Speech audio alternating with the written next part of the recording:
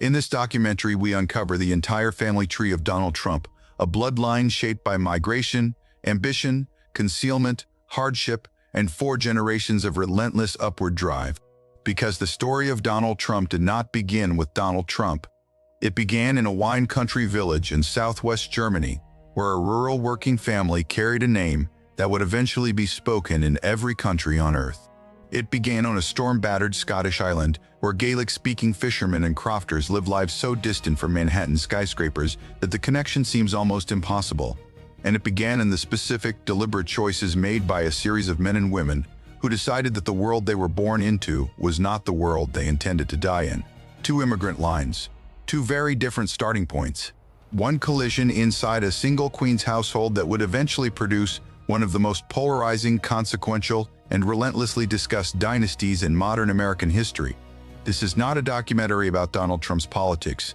This is a documentary about his bloodline, about the people who came before him, who shaped the system he inherited, who carried traits and strategies and survival instincts across oceans and generations until those forces converged inside a single man who would one day become the 45th and 47th President of the United States. To understand Donald Trump, you have to understand the family tree that grew him. And that tree has roots that run far deeper and stretch far wider than the public image ever suggested. Let us begin at the beginning. The village of Kallstadt sits in what is now the Rhineland-Palatinate region of southwestern Germany, a landscape of gentle hills, dense vineyards, and old stone villages that have been inhabited continuously for centuries. In the context of European history, Kallstadt is not remarkable. It was not the site of great battles or royal courts.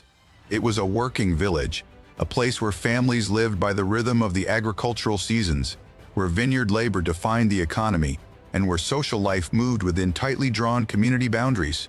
It is here, in this modest and largely forgotten corner of the German countryside, that the Trump bloodline takes its earliest widely cited shape. The name itself is worth pausing on. The family name that the world now knows as Trump was not always Trump. Biographer Gwenda Blair, drawing on genealogical research, identified an early ancestor named Hanns Drumpf, who reportedly settled in Kallstadt around 1608. Over the generations that followed, as German naming conventions shifted and records evolved, the surname gradually transformed. Drumpf became Trump, a linguistic evolution so quiet that it would go entirely unnoticed, until the name Trump became one of the most recognizable in the world. This detail is not merely a linguistic curiosity. It tells us something foundational about this bloodline. The name itself is a product of transformation. The very identity the family carries is the result of change, adaptation, and time. That pattern, transformation as a survival strategy, would echo across every generation that followed. What we know about Hanns Drumpf is limited.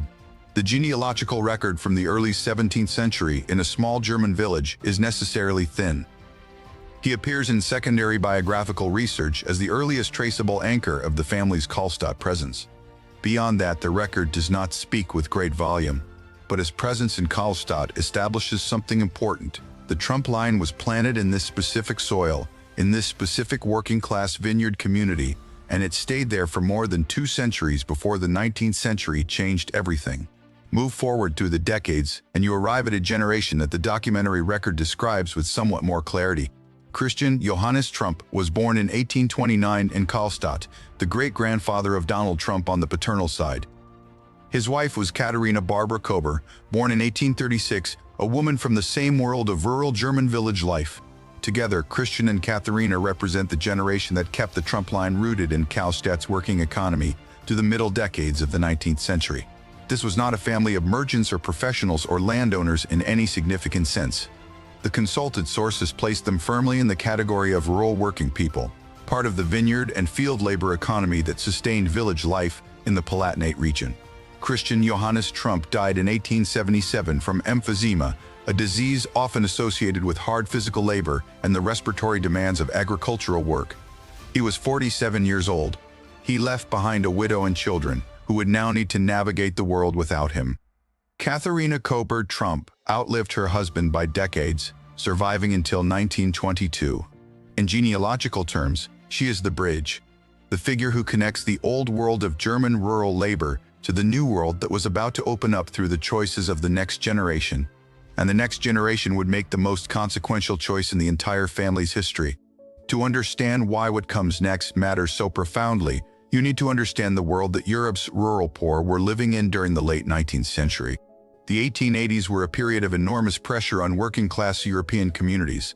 Agricultural economies were being disrupted by industrialization, land was scarce and its rewards uncertain. For families without capital, without title, without a pathway into the emerging professional or industrial economy, the horizon was limited and often bleak. But there was another horizon. Across the Atlantic, the United States was growing at a speed that the world had never seen before. Cities were expanding, infrastructure was being built, and for those willing to make the crossing, the American continent offered something that European village life did not. The possibility, not the guarantee, but the possibility of reinvention. It was into this historical moment that a young man from Kallstadt made a decision that would reverberate through every subsequent generation of his bloodline. Friedrich Trump, the son of Christian Johannes Trump and Katharina Kober, Donald Trump's paternal grandfather, was 16 years old in 1885 when he boarded a ship and left Germany for the United States. 16 years old, he was barely past childhood. He had no significant capital, no established connections in America, no English, and no clear plan beyond the fundamental immigrant conviction that somewhere across that ocean, a different kind of life was possible. What he did have was something that would prove just as valuable: a willingness to work, an instinct for economic opportunity, and a temperament that did not yield easily to difficulty. He also carried, though he may not have fully understood it yet, the specific psychological inheritance of a village culture built on labor, community solidarity, and the understanding that survival required practical action rather than abstract aspiration. Friedrich Trump did not leave Kallstadt as a man of vision. He left as a boy with nothing but time and hunger. What he became in America is where the story truly begins to accelerate. But before we follow Friedrich Trump across the Atlantic, before we trace what he built in America and how it became the foundation of the Trump dynasty, there is something else to address. Something that sits at the surface of this family's public history and that the genealogical record makes impossible to ignore. For a significant period of the 20th century, the Trump family did not present itself to the world as German. Multiple sources, biographers, family members, and historical reporters who have examined the family's public statements document that Fred Trump, Donald Trump's father, presented the family's ancestry as Swedish rather than German. The claim appeared in business contexts and in public interactions during a period when anti-German sentiment in the United States was sharp, shaped by 2 world wars that had cost millions of lives and reshaped the emotional relationship of American society with German identity. The specific motive behind the decision is reported through relatives and biographers rather than through any single definitive family document. But the pattern itself is well documented. A German immigrant family chose, for a sustained period, to identify publicly as something other than what they were. This is not a footnote in the Trump genealogical story. It is one of the most revealing patterns in it, because what the Swedish Ancestry claim illustrates is that from early in its American chapter, the Trump family understood something very clearly: identity is something that can be managed. Ancestry can be presented, adjusted, and shaped according to what serves the family's interests in a given moment. That understanding, that public identity is something to be strategically constructed, would become one of the most consistent threads in the bloodline from Friedrich's generation all the way through to the present. It is worth sitting with that for a moment. The family at the center of one of the most powerful real estate and political brands in American history spent decades publicly obscuring its own immigrant origins, the very roots they would eventually have reason to celebrate. The immigrant story, the rise from nothing, the American dream made literal, were, for much of the 20th century, roots they actively hid. We will return to that paradox throughout this documentary, because it reveals something essential not just about the Trump family's public image management, but about the psychological framework that Fred Trump built inside the family system, and that Donald Trump absorbed, amplified, and eventually brought to the world stage. For now, let us stay with the generation before Fred. Let us stay with Friedrich. He arrived in New York in 1885 as a 16-year-old from a German vineyard village. He spoke German natively and had trained as a barber's apprentice, a trade skill that offered a modest but reliable way into the working economy of an American city. He settled initially in New York, worked, and began to orient himself in the rhythms of immigrant urban life. But Friedrich Trump did not stay in New York. He followed the economic frontier westward, and the timing of that decision would define the family's financial trajectory for the next century. By the 1890s, Friedrich was operating in the Pacific Northwest and, crucially, in the environments created by the Klondike gold rush economy. He did not mine for gold. He was smarter than that. He understood, perhaps intuitively, perhaps through observation, that the most reliable way to make money in a gold rush is not to dig, but to serve the people who are digging. Friedrich Trump established hospitality and service businesses in the frontier boomtowns that gold rush economies created. The specific details of some of those businesses are documented in biographical research with varying degrees of explicitness. What the record makes clear is that Friedrich was successful. He generated real capital from these frontier ventures, capital that was meaningful by the standards of an immigrant from a working-class German village in the 1880s. He was not wealthy by American elite standards, but he was ascending. He had converted immigration into opportunity and opportunity into money. He had done what the family line across its entire traceable history had never quite managed to do before. He had broken through. And then he made another crucial decision. He returned to Germany to find a wife. In 1902, Friedrich Trump married Elisabeth Christ in Germany. Elisabeth was from Kallstadt, the same village, the same community, the same social world Friedrich had left behind 17 years earlier.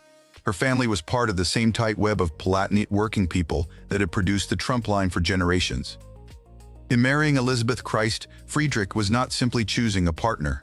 He was re-anchoring the family's identity to its origins, at the very moment it was beginning to escape them. Elisabeth was Kallstadt. She was the village, the language, the cultural memory that Friedrich carried with him across the Atlantic. Together, they returned to the United States. And for a brief but consequential period, Friedrich attempted something that many successful immigrants contemplate. He tried to go back to Germany permanently. That attempt failed. And it failed because of something Friedrich had done years before, something the German government had decided they were not going to overlook. Friedrich Trump had emigrated from Germany as a teenager without completing his military service obligation. In the eyes of German law, that made him a draft evader. When he attempted to formally resettle in Germany in 1904 and 1905, the Bavarian government rejected his application, issued a formal expulsion order, and sent him and his pregnant wife back to America. The expulsion letter, which survives in historical archives and has been reported on by multiple sources, is a remarkable document. It makes clear that Friedrich Trump was not welcome in the country of his birth because he had, in the eyes of that government, abandoned his responsibilities to it when he left as a teenager. The consequences of that rejection could not have been anticipated at the time. But in genealogical terms, the German expulsion order is one of the most consequential moments in the entire Trump family history, because it permanently closed the door on any return. From 1905 forward, the Trump family was not German Americans with one foot still pointed toward the old country. They were Americans, definitively, permanently, by legal compulsion, if not entirely by choice. Friedrich and Elisabeth settled in New York. They would not be going back. And it is here in the Queens and Brooklyn neighborhoods of early 20th century New York that the paternal foundation of the Trump dynasty began to take its real shape. Friedrich and Elisabeth had children. The family planted itself in the outer borough world of New York's working and emerging middle class. Friedrich continued working, building and growing the modest but real capital base he had accumulated in the frontier years. And then, in the spring of 1918, everything changed in an instant. Friedrich Trump died. He was 49 years old. The cause was influenza, the catastrophic 1918 pandemic that swept across the world, in the final year of the First World War, and killed an estimated 50 million people globally. Friedrich Trump was one of them. He left behind Elisabeth and their children. He left behind a fragile but real business platform. He left behind the beginnings of something that, with the right stewardship, could be built into something more significant. And he left behind a son named Fred. Fred Trump was 13 years old when his father died. The story of the Trump dynasty was just beginning. What had been established by the time Friedrich Trump died in 1918 was not wealth in any grand sense. It was not a financial empire. It was not a political legacy. It was something more basic and in many ways more powerful, a proven pattern. The Trump paternal line had established, across 3 American generations, that the family strategy for survival and advancement was this. You move toward opportunity, You work harder than the people around you. You convert whatever skills you have into whatever form of capital is available, and you do not accept the limitations of the world you were born into. Friedrich had done that. He had taken a barber's apprenticeship and a willingness to cross an ocean and had turned it into meaningful capital. He had done what his father Christian and his grandfather before him had never been positioned to do. Now the question was what the next generation would do with what Friedrich had started. Now the question was what Fred Trump would become. That question and its answer will form the heart of what comes next. Because Fred Trump did not merely continue what his father started, he transformed it, he industrialized it. He turned a modest family business base into one of the largest real estate empires in the outer boroughs of New York City. And in doing so, he built the specific platform, the specific foundation of wealth, connections, discipline, and expectation upon which Donald Trump would eventually rise. But before we can understand Fred Trump, we need to understand the other line. The line that came not from a German vineyard village, but from something harder, more remote, and in many ways more surprising. Because Donald Trump's story is not just the story of Friedrich and Fred and the Kallstadt bloodline. It is also the story of a fisherman's daughter from the Isle of Lewis.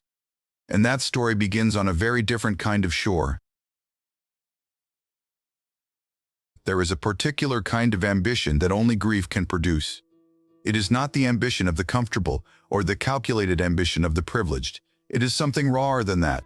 Something forged in the specific experience of watching what little security you had disappear without warning, and deciding, in the aftermath of that loss, that you will never allow yourself to be that vulnerable again. Fred Trump was 13 years old when his father died in the influenza pandemic of 1918. He was a child in a German-American immigrant household in Queens, New York, watching his mother navigate widowhood with the family's modest business platform and a set of children who were suddenly growing up in the shadow of an absence. He had not yet built anything, he had not yet proven anything, but something was being formed in him during those years that biographers and sources would later describe in remarkably consistent terms: a ferocious, almost compulsive need to compete, to dominate, and to win. To understand where that need came from, you have to understand what Fred Trump inherited and what he did not. He did not inherit wealth, not in any meaningful sense. What Friedrich Trump left behind was the beginning of something. A small real estate and business base, the proceeds of his frontier entrepreneurship, and a family name that meant nothing in New York beyond the modest circles it moved in. It was a foundation, but a fragile one, and its survival in those first years after Friedrich's death did not depend on Fred. It depended on someone who is, in the full story of the Trump dynasty, one of the most consistently underappreciated figures in the entire bloodline.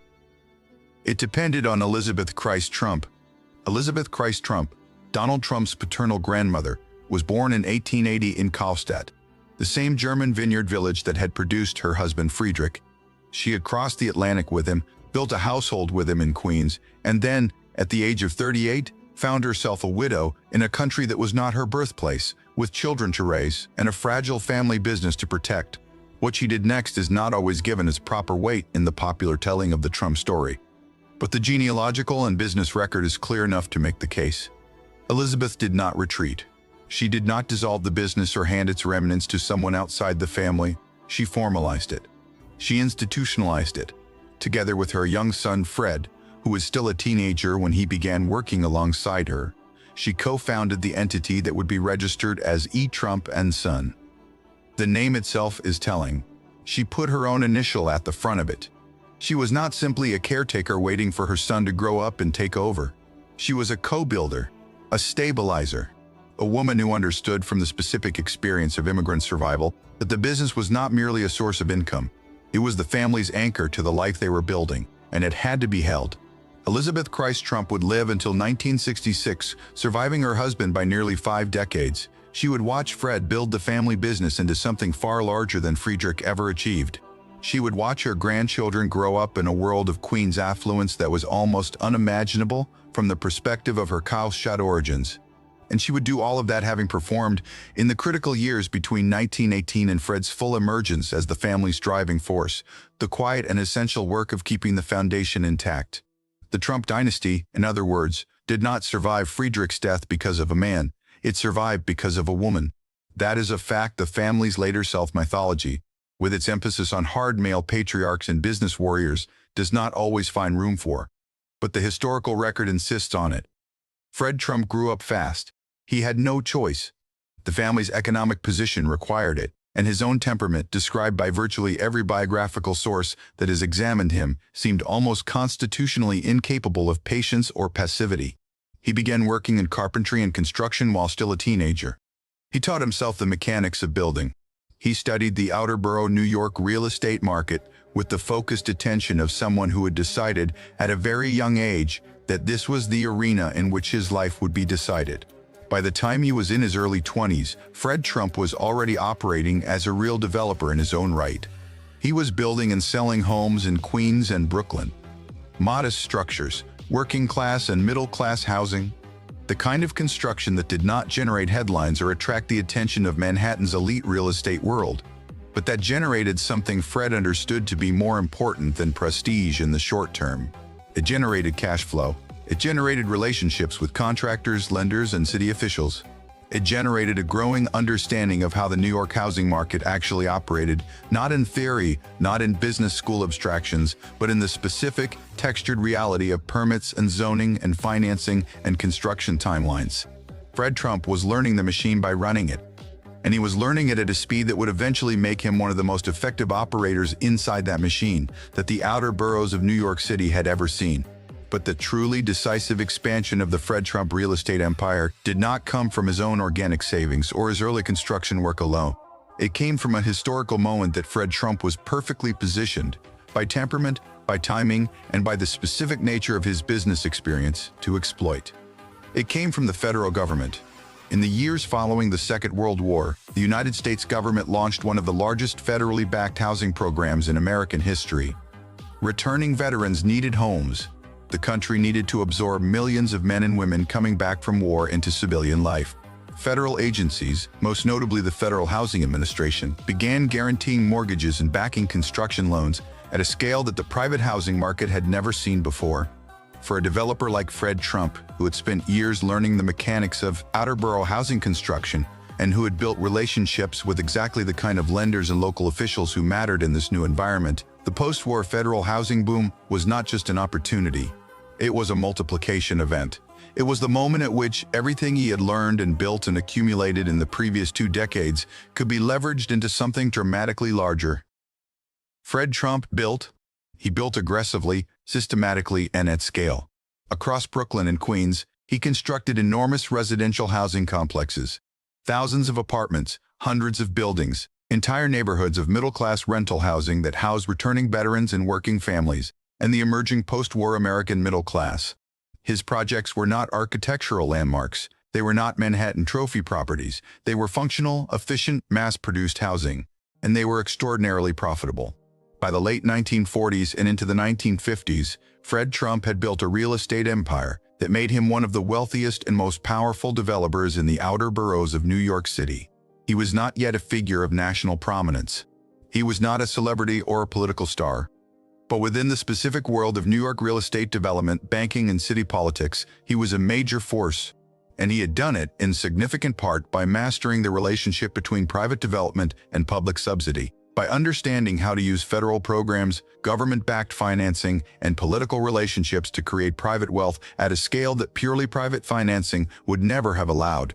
That mastery would eventually attract scrutiny. In 1954, Fred Trump found himself the subject of a United States Senate Banking Committee investigation.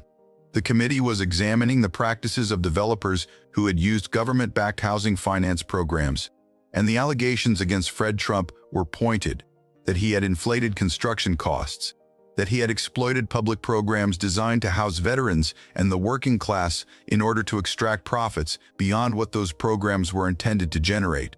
The investigation produced significant public attention at the time. It produced testimony and committee records that documented the scale of what Fred Trump had built and the methods he had used to build it. What it did not produce was criminal charges. No charges were filed against Fred Trump. He continued operating. But the 1954 Senate investigation established something important in the genealogical and biographical record: the pattern of using public systems for private advantage, of navigating the boundary between what the rules permitted and what they were intended to prevent, was not something Donald Trump invented. It was something he was born into. It was a family operating method that predated him by at least one full generation. We will see that pattern again. We will see it in the housing discrimination lawsuit of 1973. We will see it in the inheritance and tax transfer strategies documented decades later by the New York Times. And we will see it, in a different register, in Donald Trump's own approach to business, negotiation, and eventually political power. The seed was planted long before Donald Trump was born. Fred Trump planted it, and Fred Trump cultivated it into a functioning system. But Fred Trump's story is not only a story about buildings and money and political relationships. It is also a story about what he believed and what he demanded.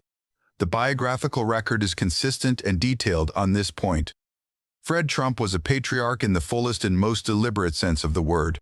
He ran his family the way he ran his business, with clear expectations, strict hierarchy, and an unambiguous definition of what success looked like and what failure cost you. He was a man who believed, with what appears to have been absolute conviction, that life was fundamentally competitive, that the world was divided into winners and losers, that sentiment and softness were liabilities, that the job of a father was not to comfort his sons but to harden them, to prepare them for a world that would test everything they had. Multiple biographical sources describe Fred Trump's household as wealthy but demanding. The children grew up in a large house in Jamaica Estates, Queens, a visibly affluent environment by any standard. They did not want for material comfort, but they were not, by all accounts, raised with the kind of emotional softness that material comfort sometimes produces. Fred Trump expected performance. He expected competitiveness. He expected his sons, in particular, to absorb the lesson he had absorbed from his own childhood, that the world does not give you anything and that whatever you want you must be willing to take. He passed that lesson along with everything else he had. There is, however, a complication in this succession story, a complication that sits at the emotional center of the entire Trump family dynamic, because Fred Trump had more than one son. Friedrich Christ Trump Jr., known within the family as Freddie, was the eldest son. He was born in 1938, 3 years before his sister Elisabeth and 8 years before Donald. By the logic of traditional patriarchal succession, Freddie was the heir. He was the firstborn son of a powerful patriarch who had built his empire from nothing. He was the one who, by birth order and by the expectations of the family system, was supposed to carry the business forward. But Freddie Trump did not want to carry the business forward. What Freddie wanted, what he pursued with genuine passion and apparent joy, was aviation. He loved flying. He trained as a pilot and eventually became a commercial airline pilot for TWA, a career that was by any objective measure impressive and demanding, requiring real skill and carrying real responsibility. Inside the Trump family system, it was treated as a failure. Fred Trump's response to his eldest son's career choice is documented in biographical sources with painful clarity. He did not celebrate Freddie's achievement. He did not recognize aviation as a worthy use of a Trump man's ambition. He reportedly referred to Freddie, his own firstborn son, as a glorified bus driver. He made clear through the language and dynamic that permeated the family that Freddie had chosen wrong, that he had stepped outside the boundaries of what the family respected, that he had, in the terms of Fred Trump's worldview, lost. What followed was one of the most consequential and heartbreaking trajectories in the entire Trump family story. Freddie Trump, cut off from his father's approval, increasingly isolated from the family's center of gravity, began to struggle. He developed a dependence on alcohol that grew more severe over the years. His marriage dissolved. His health deteriorated. He stepped back from aviation. He moved, in the final years of his life, further and further from the world he had once navigated with skill and ambition. Freddie Trump died in 1981 at the age of 43. The cause was a heart attack, but the biographical record makes clear that alcoholism had ravaged his health in the years preceding his death. He was younger than Friedrich Trump had been when the influenza pandemic claimed him. He was younger than a man should be when the life he was living catches up with him all at once. His death left a mark on the Trump family that did not fade quickly. Donald Trump has spoken publicly about his brother's fate as a defining cautionary lesson, one that shaped his own decision to abstain entirely from alcohol and tobacco throughout his life. The death of the eldest brother, in other words, did not only remove a man from the family, it inscribed itself into the family's mythology. It became a recurring reference point, a warning, a story that Donald Trump would tell about the cost of what he framed as weakness. But there is another way to read Freddie Trump's story, and it is a reading that the genealogical record, considered in full, makes difficult to dismiss. Freddie Trump was not weak. He was a commercial airline pilot. He was a man who had built a real career outside the family system, who had pursued something he genuinely loved, and who had demonstrated the specific kind of courage required to resist a patriarch as forceful and demanding as Fred Trump. What Freddie lacked was not strength. What Freddie lacked was the particular kind of armor that his father's world demanded, the ability to absorb Fred Trump's judgment without being destroyed by it, the willingness to define oneself entirely within the terms of the family hierarchy rather than outside them. Donald Trump had that armor. More than any other child in the family, Donald matched what Fred Trump was looking for. He was competitive in the way his father valued. He was aggressive in the way his father modeled. He absorbed the winner-loser framework of his father's worldview and made it his own, not as a performance, but apparently as a genuine organizing principle of how he saw the world. And so, as Freddie stepped away from the family business and eventually from the world itself, Donald stepped forward. Not dramatically, not with any single grand gesture, but steadily, and with the full weight of his father's approval behind him. The succession was not announced, it was demonstrated, and it was demonstrated across a decade of Donald Trump working inside his father's organization, learning the business from the inside, proving to Fred that he was the son who had what the family needed in order to continue. By the time Donald formally took over his father's company in 1971 and renamed it the Trump Organization, the succession was not a surprise to anyone who had been watching the family closely. It was the conclusion of a process that had begun the moment Freddie Trump chose the sky over the concrete. But even as we trace that succession, it is important to understand what Donald Trump was actually inheriting. Because the public mythology that would later surround him, the self-made man, the genius dealmaker who built an empire from scratch, exists in significant tension with what the documentary record reveals about the platform Fred Trump had created. By the early 1970s, Fred Trump's real estate empire encompassed thousands of apartments across Brooklyn and Queens. It had established relationships with major financial institutions and city officials. It had a functioning organizational structure, an established reputation in the outer borough market, and a cash flow that provided a level of financial insulation that almost no first-generation entrepreneur could have replicated from zero.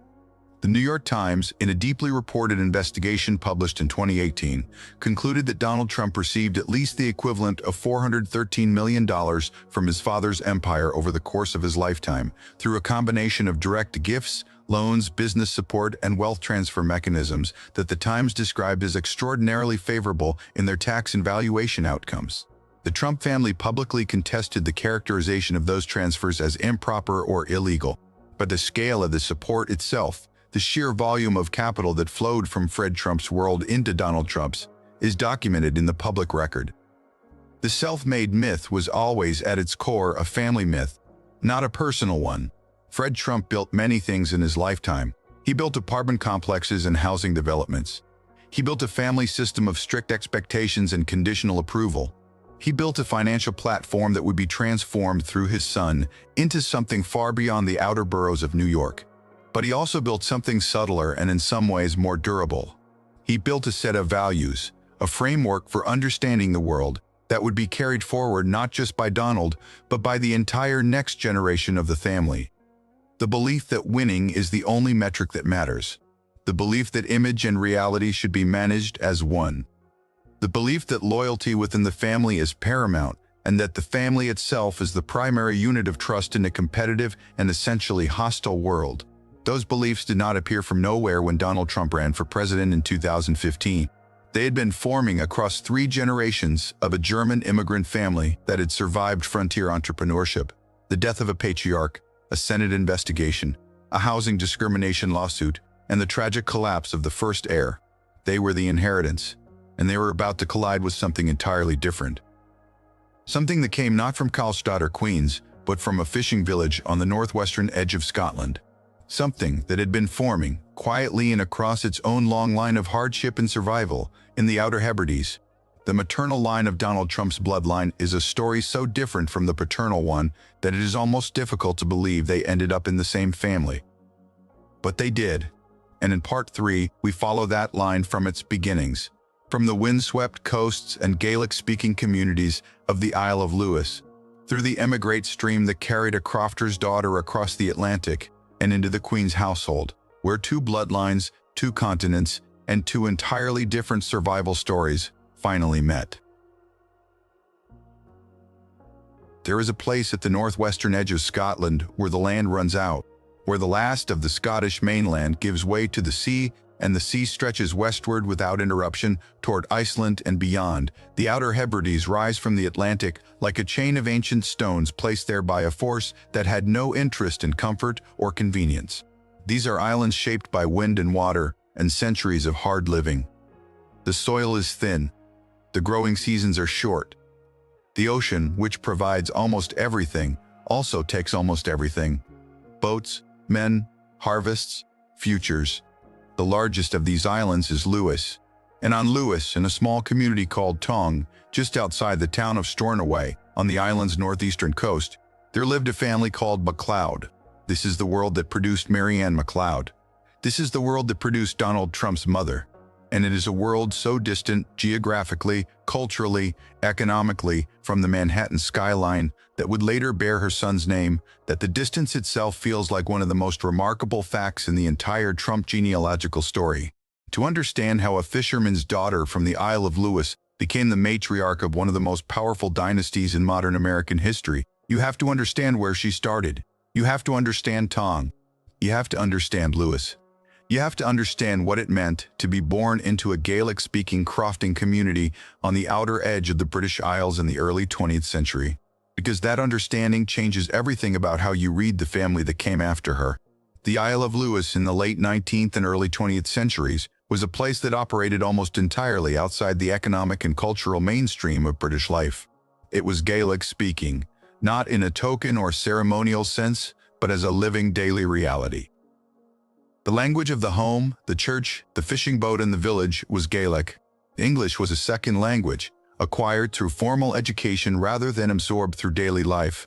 The Presbyterian and Free Church traditions were deeply embedded in the community's social fabric, shaping not just religious practice, but the moral and emotional texture of everyday existence. The economy was built around two activities: crofting and fishing. Crofting, a system of small-scale subsistence agriculture on rented plots of land, provided a basic food supply but rarely generated meaningful surplus or profit. Fishing provided the primary cash income for most families, but fishing on the Atlantic waters around the Outer Hebrides was dangerous work in the most literal sense. The sea around Lewis has claimed generations of men. It does not distinguish between the experienced and the novice. It takes what it wants when it decides to take it. The MacLeod family was part of this world, not at the bottom of it. Some sources suggest the family occupied a position slightly above the most precarious level of Hebridean poverty, with Malcolm MacLeod, Anne's father, eventually holding a post office or shop role that gave the family a degree of economic stability relative to their neighbors. But stability in this context is a relative term. The gap between the MacLeod family's life in Tong and the world of Queen's real estate, a wealth that Anne would eventually inhabit, was not a gap measured in degrees. It was a gap measured in worlds. Let us trace the maternal line from its deepest clearly documented points. On one branch of Anne's paternal ancestry, the consulted genealogical sources point toward Alexander MacLeod and his wife Anne MacLeod, Anne's paternal great-grandparents, living in the crofting and fishing communities of Lewis in the early 19th century.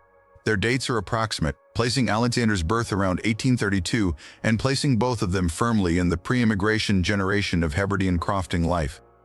They spoke Gaelic. Literacy, in the formal sense, was limited, a fact that the sources acknowledge openly, noting that record-keeping in Hebridean parishes of that era was thinner and more inconsistent than in mainland Scottish or English communities. What we know about Alexander and Anne MacLeod is less important than what they represent in the bloodline, the baseline, the starting point, the generation from which everything that followed was a departure. They were crofters and fishermen in a community of crofters and fishermen, embedded in a social world that had changed very little over centuries, and that would begin to change dramatically only when the pressures of the late 19th century, emigration, economic hardship, and the slow penetration of the modern world into even the most remote corners of the British Isles began to make themselves felt. On the other branch of Marianne's ancestry, her maternal grandmother's line, the record introduces a figure whose story carries a particular emotional weight. Donald Smith, Marianne's maternal great-grandfather, was born around 1835 and married Mary Macaulay, born around 1826. Donald Smith was a fisher crofter, like most men of his generation in place. And in 1868, when he was in his early 30s, he drowned at sea. That single fact, a fisherman lost to the Atlantic in 1868, is not a dramatic flourish added for emotional effect. It is a documented genealogical detail that illuminates something essential about the world Anne MacLeod came from. This was a world in which the sea's violence was not a rare and shocking event, but a recurring reality that families planned around, grieved, and absorbed. Mary Macaulay, widowed in her early 40s with children to raise, was not an unusual figure in the Hebridean landscape of the 1860s. She was representative of it. Precarity was not a risk in this world. It was the condition. Moving forward to the generation that connects most directly to Marianne, we arrive at her parents, Malcolm MacLeod and Mary Smith MacLeod. Malcolm MacLeod was born in 1866 in Lewis and lived until 1954, a long life that spanned the final decades of Victorian Britain, 2 world wars, and the beginnings of the post-war modern era. He worked as a fisherman and crofter in his earlier years before moving into the more stable role associated with post office or local shop work. A modest but meaningful step up within the local economy.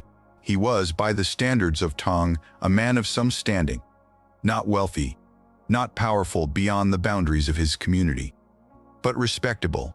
Mary Smith MacLeod, his wife, born in 1867 and surviving until 1963, was the daughter of that same tradition of Hebridean hardship. She was the granddaughter, on one side, of the fisherman who drowned in 1868. She raised a large family in the crofting environment of Tong, in conditions that the sources describe with the directness the record demands, limited formal education, Gaelic as the primary domestic language, and a daily life organized around the rhythms of crofting, fishing, and free church observance. Mary Smith MacLeod had 10 children. Marianne was the 7th of those 10, born on May 10, 1912 in Tong. 10 children in a Hebridean crofting household in the early 20th century. That number alone tells you something about the world Anne MacLeod was born into, about the expectations placed on women, about the labor that structured daily life, about the sheer density of human need that a family of that size in that place had to manage without the resources that later generations would take for granted. Marianne grew up speaking Gaelic. She grew up in a household shaped by Presbyterian faith and by the moral seriousness that the free church tradition brought to everyday life in Lewis. She grew up watching the sea that had taken her great-grandfather, working the land that sustained but never enriched the family, and absorbing the specific emotional texture of Hebridean life. Resilience without self-pity, community without sentimentality, faith without ornament. And then, in 1930, at the age of 18, she left. The decision to emigrate from Lewis was not unusual. Throughout the late 19th and early 20th centuries, the Outer Hebrides experienced sustained and significant immigration. Young people, particularly young women, leaving for the Scottish mainland, for Canada, for the United States, seeking work and wages in an economy that Lewis could not provide. The island that shaped them sent them out into the world, and many of them never came back. Anne MacLeod arrived in New York in 1930. She came as a domestic worker, a housemaid, in the direct language of the historical record. This is not a softened or euphemistic description. It is the specific occupational category that the immigration record places her in. She came to work in the homes of others, performing domestic labor in exchange for wages and accommodation, in the city that was, even in the Depression-era 1930s, the most dynamic urban economy in the world. She was 18 years old. She spoke English as a second language. She had grown up in one of the most remote communities in the British Isles.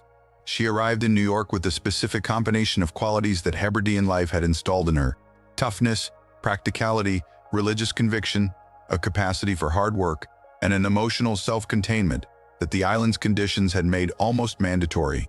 She settled in the community of Scottish immigrants in New York, a real and functioning social network that provided newly arrived Scots with points of connection, community, and mutual support in an unfamiliar city. It was within that network that the critical meeting took place, the meeting that would fuse the German immigrant paternal bloodline with the Scottish Hebridean maternal bloodline and create the household that would produce Donald Trump. Anne MacLeod met Fred Trump, and in 1936, they married. Let us pause at that moment because it deserves more than a passing acknowledgement. Think about what that marriage actually represented in genealogical terms. On one side of the altar stood a man whose family had come from a vineyard village in southwest Germany, who had grown up in the specific immigrant ambition culture of Queens real estate development, who had been shaped by a strict and demanding household in which business performance was the primary measure of a man's worth. A man who had already, by 1936, established himself as a serious and growing force in the outer borough housing market. On the other side stood a woman who had grown up in a Gaelic-speaking crofting community on a remote Atlantic island, who had come to America as a domestic worker, who carried within her the specific emotional inheritance of Hebridean life, its hardship, its faith, its community solidarity, its capacity for endurance. Two immigrant lines, two entirely different class origins, two entirely different cultural and linguistic backgrounds, two entirely different relationships to ambition, to money, to the social world. And in 1936 in Queens, New York, those two lines converged. That convergence is not a romantic footnote. It is genealogically significant, because what Donald Trump inherited was not just Fred Trump's ambition, or Fred Trump's money, or Fred Trump's approach to business and power. He inherited the specific combination that only that particular marriage could have produced, the driving, competitive, wealth-focused intensity of the paternal line meeting the quietly resilient, image-conscious, socially polished quality that Anne brought with her from Lewis. Anne MacLeod Trump became an American citizen in 1942, 6 years after her marriage and 4 years before Donald was born. Her immigration story would take on a particular historical resonance decades later, when her son's political career became defined in significant part by his positions on immigration. The irony noted by multiple journalists and commentators, though the family and its supporters consistently rejected any implied contradiction. Within the family, Anne's role is described in the sources with a complexity that resists simple summarization. She was not, by the accounts available, a figure who shaped the family's business direction or its succession planning. Those functions belonged to Fred. What Anne appears to have contributed was something different and in its own way equally important. The family's public social presentation, its domestic continuity, its philanthropic profile in the Queens community, and the specifically feminine sphere of the household that Fred's world operated within but did not directly manage. Some commentators and relatives have suggested that Anne's illness, she apparently experienced significant health difficulties when Donald was young, increased Fred's emotional dominance in the household during critical years of Donald's development. This is an interpretive claim sourced to attributed commentary rather than documented medical record, and it should be treated as such. But it appears consistently enough in the biographical literature to warrant acknowledgement. The suggestion that Anne's physical distance during periods of Donald's childhood may have amplified the paternal influence that was already overwhelming in its presence and expectations. What we can say with confidence is this: Anne MacLeod Trump was the only person in Donald Trump's immediate family who had grown up outside the United States, outside the world of real estate development, and outside the specific immigrant German ambition culture that Fred Trump embodied. She brought a different texture into the household. Whether that texture was sufficient to modulate the intensity of Fred's demands, to soften the edges of the family system he ran, is something the sources suggest rather than confirm. What is certain is that by the late 1930s and into the 1940s, Fred and Anne Trump were building more than a marriage. They were building the specific household, the specific environment of expectation, wealth, discipline, and ambition that would produce 5 children over the course of 11 years. Anne, born in 1937. Fred Jr., born in 1937. Fred Jr., born in 1935. Elisabeth, born in 1942. Donald, born in 1946. Robert, born in 1948. 5 children across 11 years born into a household that was growing wealthier with each passing year as Fred Trump's real estate empire expanded through the post-war housing boom. 5 children raised in Jamaica Estates, Queens, a neighborhood that represented a very specific social reality, not Manhattan elite, not old money aristocracy, but affluent outer borough respectability. A world defined by hard-earned wealth, competitive social standing, and an acute awareness of the difference between where the family had started and where it now stood. These 5 children were the dynasty's next generation. Each of them would carry the specific inheritance of that household, its wealth, its expectations, its psychological dynamics, into their adult lives in different ways and with different outcomes. And understanding those outcomes requires understanding one more essential piece of the family environment that Fred and Marianne had created. Because the household Donald Trump grew up in was not simply a wealthy family home. It was, according to every biographical source that has examined it closely, a family system. A structured, deliberate, psychologically charged environment in which roles were assigned, expectations were communicated with clarity, and the stakes of performance were made unmistakably clear. That system was Fred Trump's creation, and it is the subject that the next chapter of this documentary must examine directly. But before we move into the interior of the household that shaped Donald Trump, it is worth taking one final moment with Anne MacLeod Trump, with the full arc of what her life represented in the context of this bloodline.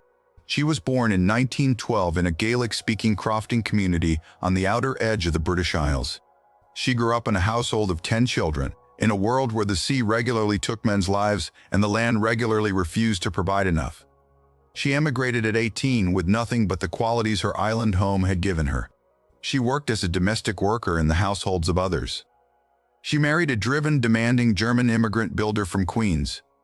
She raised 5 children in a household defined by ambition and expectation. She became a philanthropist in the Queens community, a visible social figure in the world Fred Trump had built.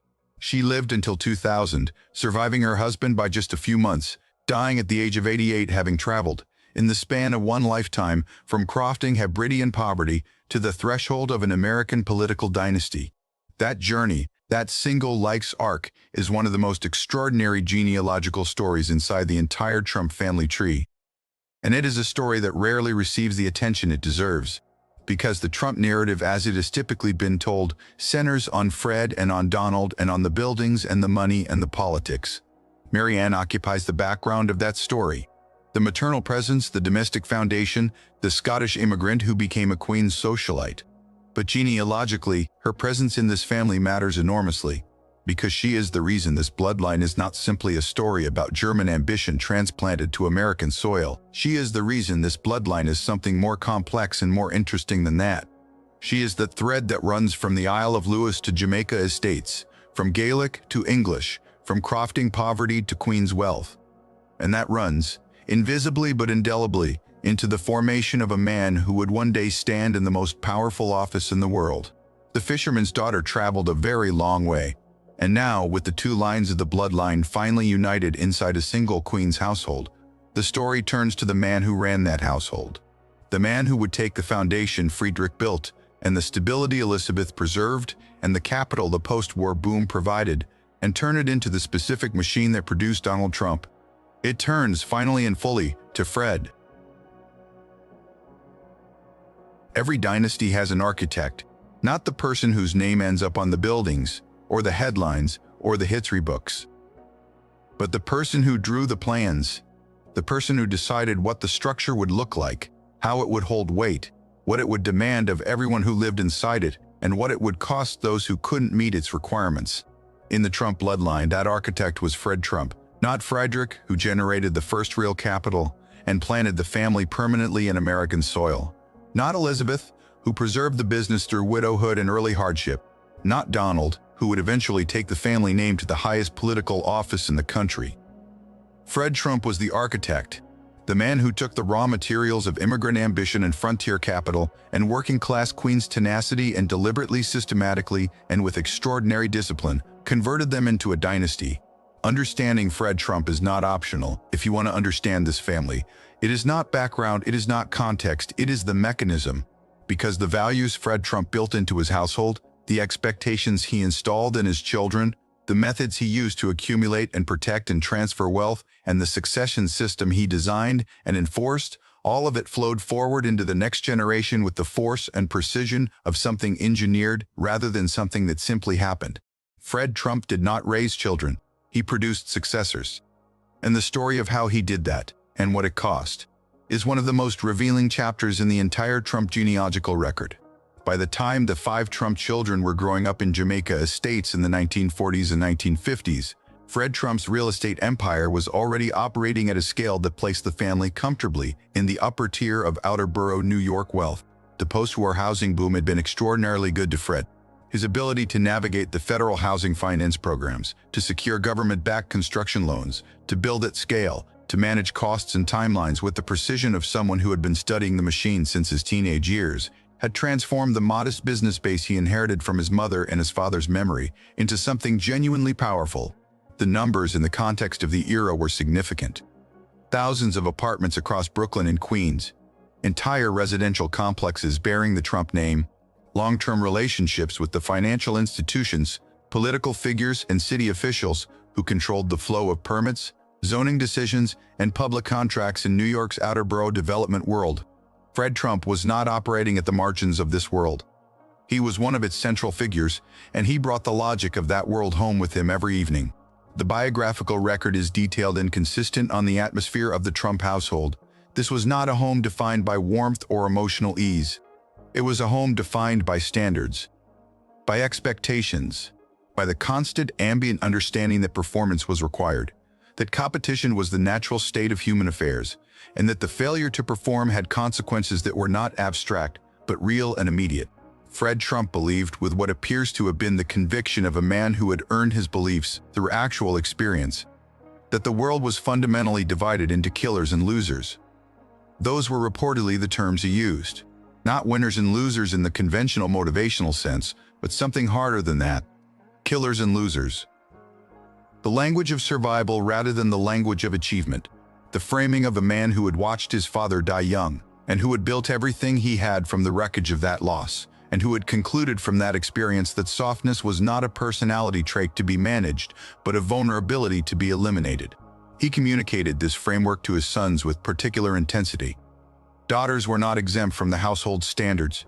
They grew up in the same environment of expectation and discipline. But the succession logic was male. The business was expected to pass to sons, and sons were therefore the primary objects of Fred Trump's formative attention. The household had money, but it was not indulgent in the way that later generation wealth sometimes produces. The Trump children did chores. They were expected to work. They were taken to Fred's construction sites from a young age and shown physically and concretely what the family's wealth actually looked like at its source. Not as an abstraction, not as a bank balance, but as actual buildings being built by actual workers in the actual outer boroughs of New York. This was deliberate. Fred Trump wanted his children to understand not just that the family had money, but how the family had money. He wanted them to feel the weight and texture of the enterprise to produce their comfortable lives. He wanted them to absorb through direct experience the relationship between work and wealth that he had spent his entire adult life embodying. Multiple biographical sources describe this pedagogy with a consistency that suggests it was not occasional or accidental but systematic. Fred Trump was teaching his children something specific. He was teaching them that wealth is not a condition, it is a practice.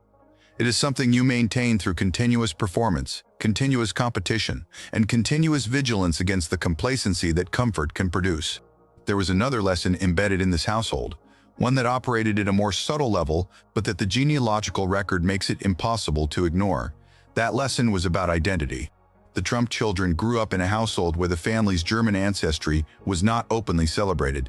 It was, in significant ways, obscured. The pattern documented by multiple sources, that Fred Trump presented the family's background as Swedish rather than German, particularly in business and public contexts, was not something the children were necessarily insulated from.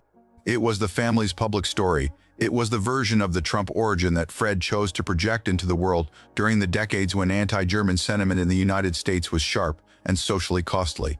The specific mechanics of how this concealment operated within the household, whether it was explicitly discussed, whether Fred Trump explained his reasoning to his children, whether the Swedish identity was something they were coached to maintain or simply absorbed as ambient family culture, is not fully documented in the sources consulted here.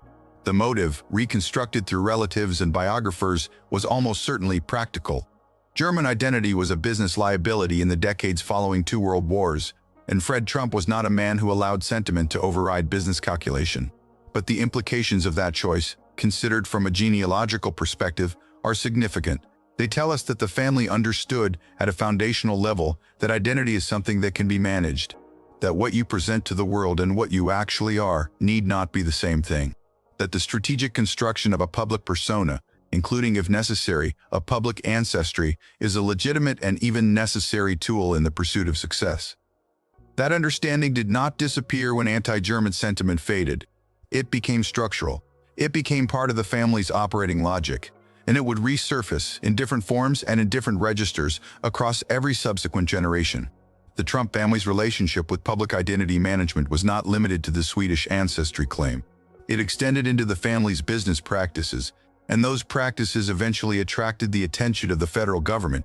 In 1973, the United States Department of Justice filed a civil lawsuit against Fred Trump, Donald Trump, and Trump management, alleging systematic violations of the Fair Housing Act across 39 buildings containing more than 14,000 apartments. The allegations were specific and documented that the company had engaged in racially discriminatory rental practices, refusing or discouraging applications from black renters while maintaining buildings for white tenants. This was not a marginal or obscure legal action. It was one of the largest housing discrimination cases the Justice Department had filed against a private landlord at that point in the nation's history. The scale of the alleged conduct, spread across dozens of buildings and tens of thousands of apartments, made it impossible to characterize as the isolated actions of a few individual employees. The lawsuit was directed at the company's leadership because the alleged pattern was systemic. The case was resolved in 1975 through a consent decree, a legal agreement in which Fred and Donald Trump committed to specific anti-discrimination practices going forward without admitting liability for the conduct alleged in the suit. In legal terms, a consent decree without admission of liability is not a finding of guilt.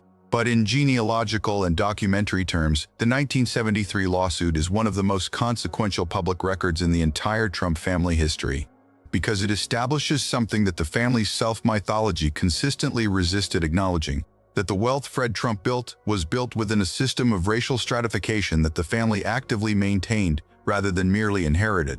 The outer borough housing empire that generated the capital Donald Trump would later inherit was not simply the product of hard work and business acumen. It was the product of a market that the family helped construct, and that construction included, according to the federal government's documented allegations, the deliberate exclusion of Black Americans from housing that white Americans could access. This is not a peripheral detail in the Trump family's business history. It is central to understanding how the wealth accumulated, who it benefited, and what assumptions about race, class, and access were embedded in the family enterprise that Fred Trump built and that Donald Trump inherited. Fred Trump's relationship with controversy was not limited to the 1973 lawsuit. A decade earlier, in 1954, the Senate Banking Committee investigation into his use of federally backed housing finance programs had raised pointed questions about whether Fred Trump had exploited public programs designed to house veterans and working-class families in order to generate private profits beyond what those programs intended. No charges were filed. Fred Trump continued building. But the 1954 investigation established a pattern that the 1973 lawsuit would later reinforce. The Trump family's wealth-building methods existed in a persistent, documented tension with public accountability. They operated at the boundary between what the law permitted and what it was designed to prevent. And they did so consistently, across decades, and across multiple different regulatory and legal contexts. Understanding that pattern is essential to understanding the family's generational legacy, because the pattern did not end with Fred. It carried forward, in different forms, in different arenas, through different mechanisms, into Donald Trump's own business career, his approach to taxation and inheritance, and eventually his approach to political power itself. The blueprint Fred Trump drew for his family was not only architectural in the physical sense. It was a set of operating principles. And those principles included a very specific relationship with rules, use them when useful, navigate around them when possible, and never, under any circumstances, admit that you did anything wrong.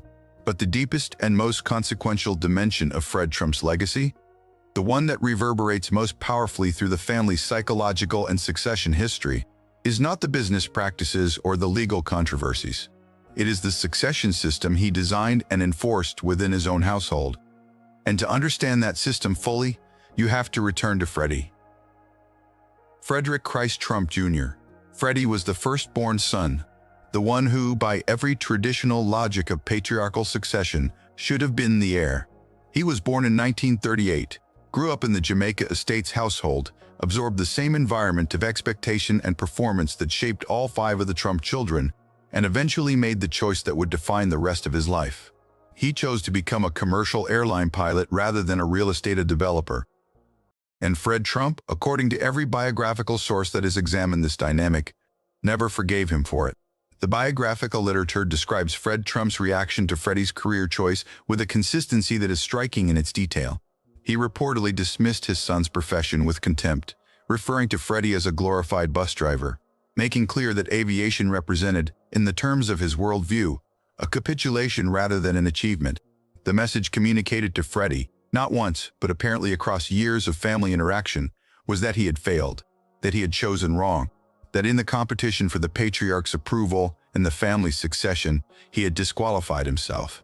What that message did to Freddie Trump over time is documented in the biographical record with a sadness that the facts alone cannot fully convey. He was a skilled pilot. He was described by people who knew him as warm, sociable, and genuinely likable. Qualities that were perhaps exactly the wrong qualities to possess in a household that valued competitive hardness above all else. He had built a real career outside the family system. And the family system, as Fred Trump had constructed it, had no room for that. Freddie's decline was gradual and then sudden. Alcoholism took hold in the years following his departure from the family business track. His marriage dissolved. His health deteriorated. He moved further and further from the center of the family's social and economic world. And in 1981, at 43 years old, he died of a heart attack. His body worn down by years of a struggle that had begun, in one very real sense, the moment he chose the sky over the concrete and discovered that his father's world had no place for the man he actually was. The death of Freddie Trump is one of the most emotionally significant events in the entire Trump genealogical story. Not because of its drama, though it is genuinely dramatic, but because of what it reveals about the family system that produced it. Fred Trump did not set out to destroy his eldest son. There is no evidence of conscious cruelty in the biographical record, no suggestion that Fred sat down and designed a plan to break Freddie's spirit. What the record suggests instead is something more common and in some ways more devastating. A patriarch so certain of his own values, so convinced that his framework for understanding the world was not merely his preference but objective truth, that he was constitutionally incapable of recognizing the validity of a life lived outside that framework. Fred Trump's worldview had no category for a man who was good at something other than what Fred valued. It had no language for the kind of worth that Freddie represented. And so Freddie, measured against a standard he had never agreed to meet, found himself perpetually failing in the eyes of the person whose judgment mattered most to him. That is the tragedy of Freddie Trump. Not that he was weak, but that he was measured by the wrong ruler, by the wrong man, for the wrong reasons, and that the measurement was delivered with enough force and consistency that it eventually broke something essential in him. The rest of the Trump children watched this happen. They processed it in different ways according to their different temperaments and positions within the family hierarchy. But none of them processed it without being changed by it. Donald Trump processed it by becoming the opposite of Freddie in every way the family system valued. Where Freddie was warm, Donald was combative. Where Freddie sought a life outside the family enterprise, Donald embedded himself within it. Where Freddie's temperament was sociable and accommodating, Donald's was aggressive and relentlessly competitive. Where Freddie chose a path his father disapproved of, Donald chose the path his father had essentially designed. This is not to suggest that Donald Trump was performing a character he didn't believe in. The biographical sources do not support a reading of Donald as someone who secretly wanted a different life, but strategically suppressed that desire in order to please his father. What the sources suggest is something more integrated than that Donald Trump's temperament and Fred Trump's expectations were genuinely compatible in a way that Freddie's never were. That the values Fred Trump installed in his household found, in Donald, a personality that absorbed them and made them his own. The competitiveness. The winner-loser framing. The instinct to dominate rather than accommodate. The belief that image and reality should be managed as one. The conviction that the family is the primary unit of trust in a fundamentally adversarial world. These were Fred Trump's values, and in Donald Trump they found their most natural and most powerful expression. Fred Trump recognized this, and he responded to it with something he had never fully extended to Freddie. Approval, encouragement, investment. He sent Donald to the New York Military Academy at 13, a decision that has been interpreted in the biographical literature, both as discipline and as investment, an attempt to channel Donald's energy and aggression into a structured environment that would sharpen rather than suppress his competitive instincts. He brought Donald into the business. He groomed him with the specific intensity of a man who had found, in his second son, what he had failed to find in his first. He introduced Donald to lenders and contractors and city officials. He showed him how the machine worked from the inside. He gave him access, education, and eventually capital at a scale that no purely self-made entrepreneur could have replicated. And in 1971, when Donald formally took over the family company and renamed it the Trump Organization, Fred Trump did something that every patriarchal dynasty builder ultimately must do if the dynasty is to survive. He stepped back. Not entirely, he remained active and present for years afterward, but he formally handed the center of the enterprise to the son he had chosen. The succession was complete. There is one more dimension of Fred Trump's legacy that the genealogical record demands acknowledgement. It concerns money, specifically the mechanisms by which Fred Trump transferred the wealth he had built to the next generation. The New York Times investigation published in 2018 documented what it described as extraordinary wealth transfer practices within the Trump family. Trusts established for the children and grandchildren, valuations of real estate assets that the Times characterized as dramatically below market, a company, identified in the investigation as All County Building Supply and Maintenance, that the Times described as a mechanism for shifting money from Fred Trump's empire to his children while minimizing tax liability. The total flow of wealth from Fred Trump to his children, as documented in the Times investigation, was estimated at more than $1 billion. The Trump family publicly and forcefully contested the Times' characterization of these practices as fraudulent or illegal. The legal question, whether what the family did cross the line from aggressive tax planning into something criminally actionable, was disputed in public argument and was not resolved by a definitive judicial finding of wrongdoing against the family as a whole. But the factual core of the investigation, the scale of the transfers, the mechanisms used, and the outcomes they produced, is documented and is not seriously contested. Fred Trump did not simply give his children opportunities. He gave them wealth. Structured, engineered, institutionally delivered wealth, designed to compound across generations with the minimum possible loss to taxation and the maximum possible preservation within the family system. This is the final, essential dimension of what Fred Trump built. Not just a business empire, not just a household of competitive, ambitious children, but a wealth transfer architecture, a financial blueprint as deliberate and detailed as the physical blueprints he drew for his buildings, designed to ensure that what he had accumulated would stay inside the bloodline. Fred Trump died in 1999. He was 93 years old. He had spent more than 7 decades building, accumulating, demanding, and transmitting. He had converted immigrant capital into outer borough empire into a dynasty platform, and a dynasty platform into the specific launchpad from which his son would eventually ascend to the presidency of the United States. He did not live to see that ascension. He died before the celebrity television career, before the first presidential campaign, before the electoral victory of 2016. But he had already done his part. He had drawn the blueprint. He had installed the values. He had selected the heir and equipped that heir with every tool the family system could provide. The rest was Donald's to build, and building, in ways that both fulfilled and transcended everything his father had designed, is exactly what Donald Trump proceeded to do. But how he built it, what he built it from, and what it cost, both the people around him and his own understanding of himself, is a story that requires its own chapter. Because the chosen son did not simply continue his father's work. He transformed it. He took a local real estate dynasty and turned it into a global brand. He took a family name known in Outer Borough, New York, and made it one of the most recognized names on earth. And he did it in a way that raised, with new urgency, the question that had been building across every generation of this bloodline. How much of this was actually his, and how much of it was always the family's? There is a particular kind of pressure that comes with being chosen. Not the pressure of competition, that at least is shared among those who are competing, but the pressure of having already won the competition before it officially began.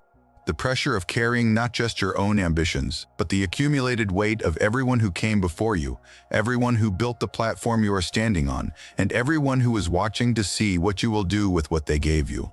Donald Trump was chosen, not by history, not by the market, not by the democratic process, not yet.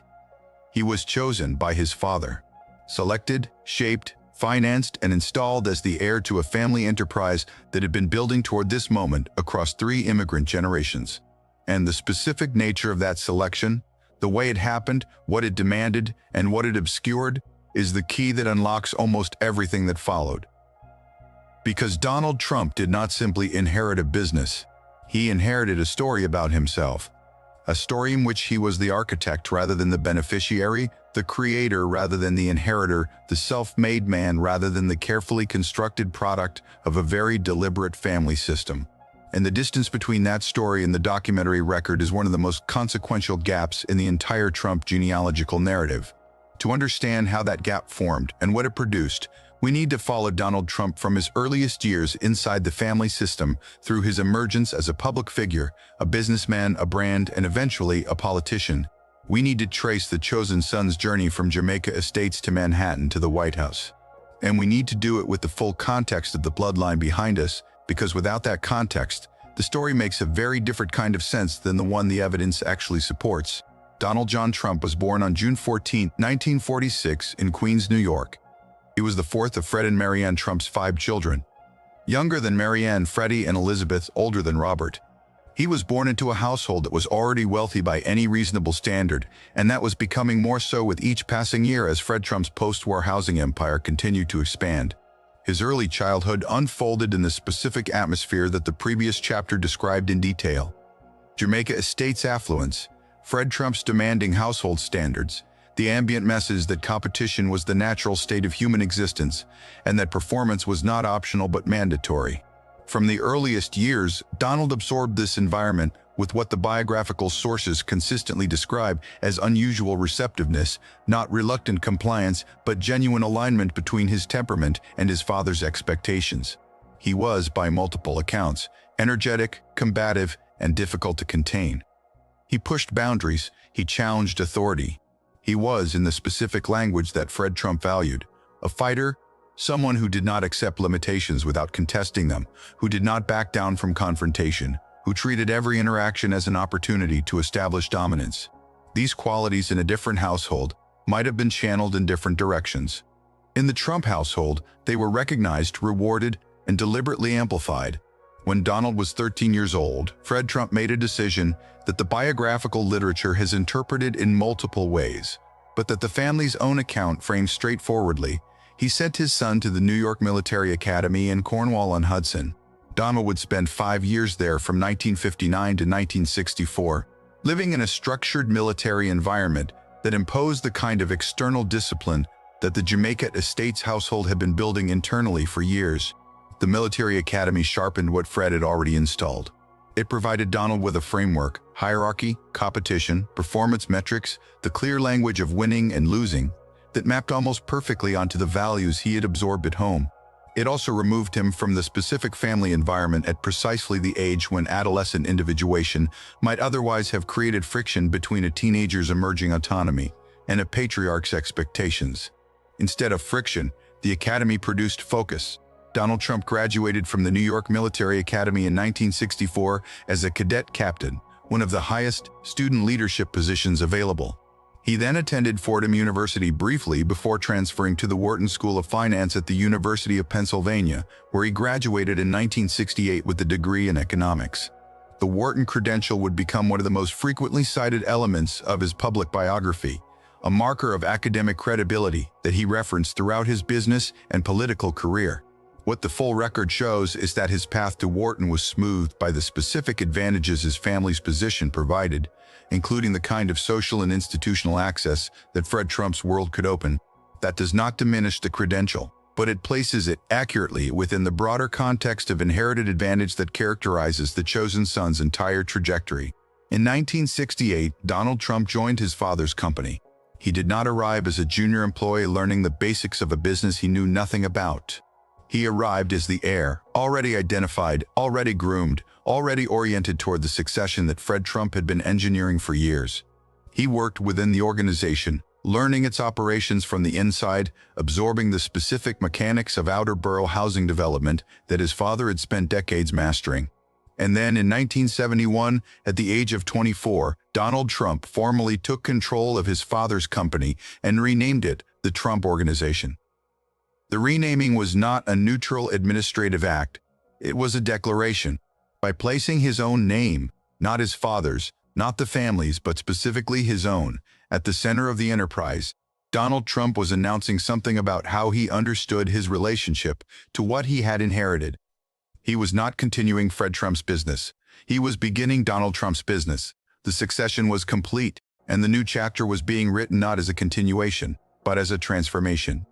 That framing, the insistence on a clean break, on self-authorship, on the primacy of his own name and identity over the family history that had produced him, would become one of the most consistent and revealing patterns in Donald Trump's public career.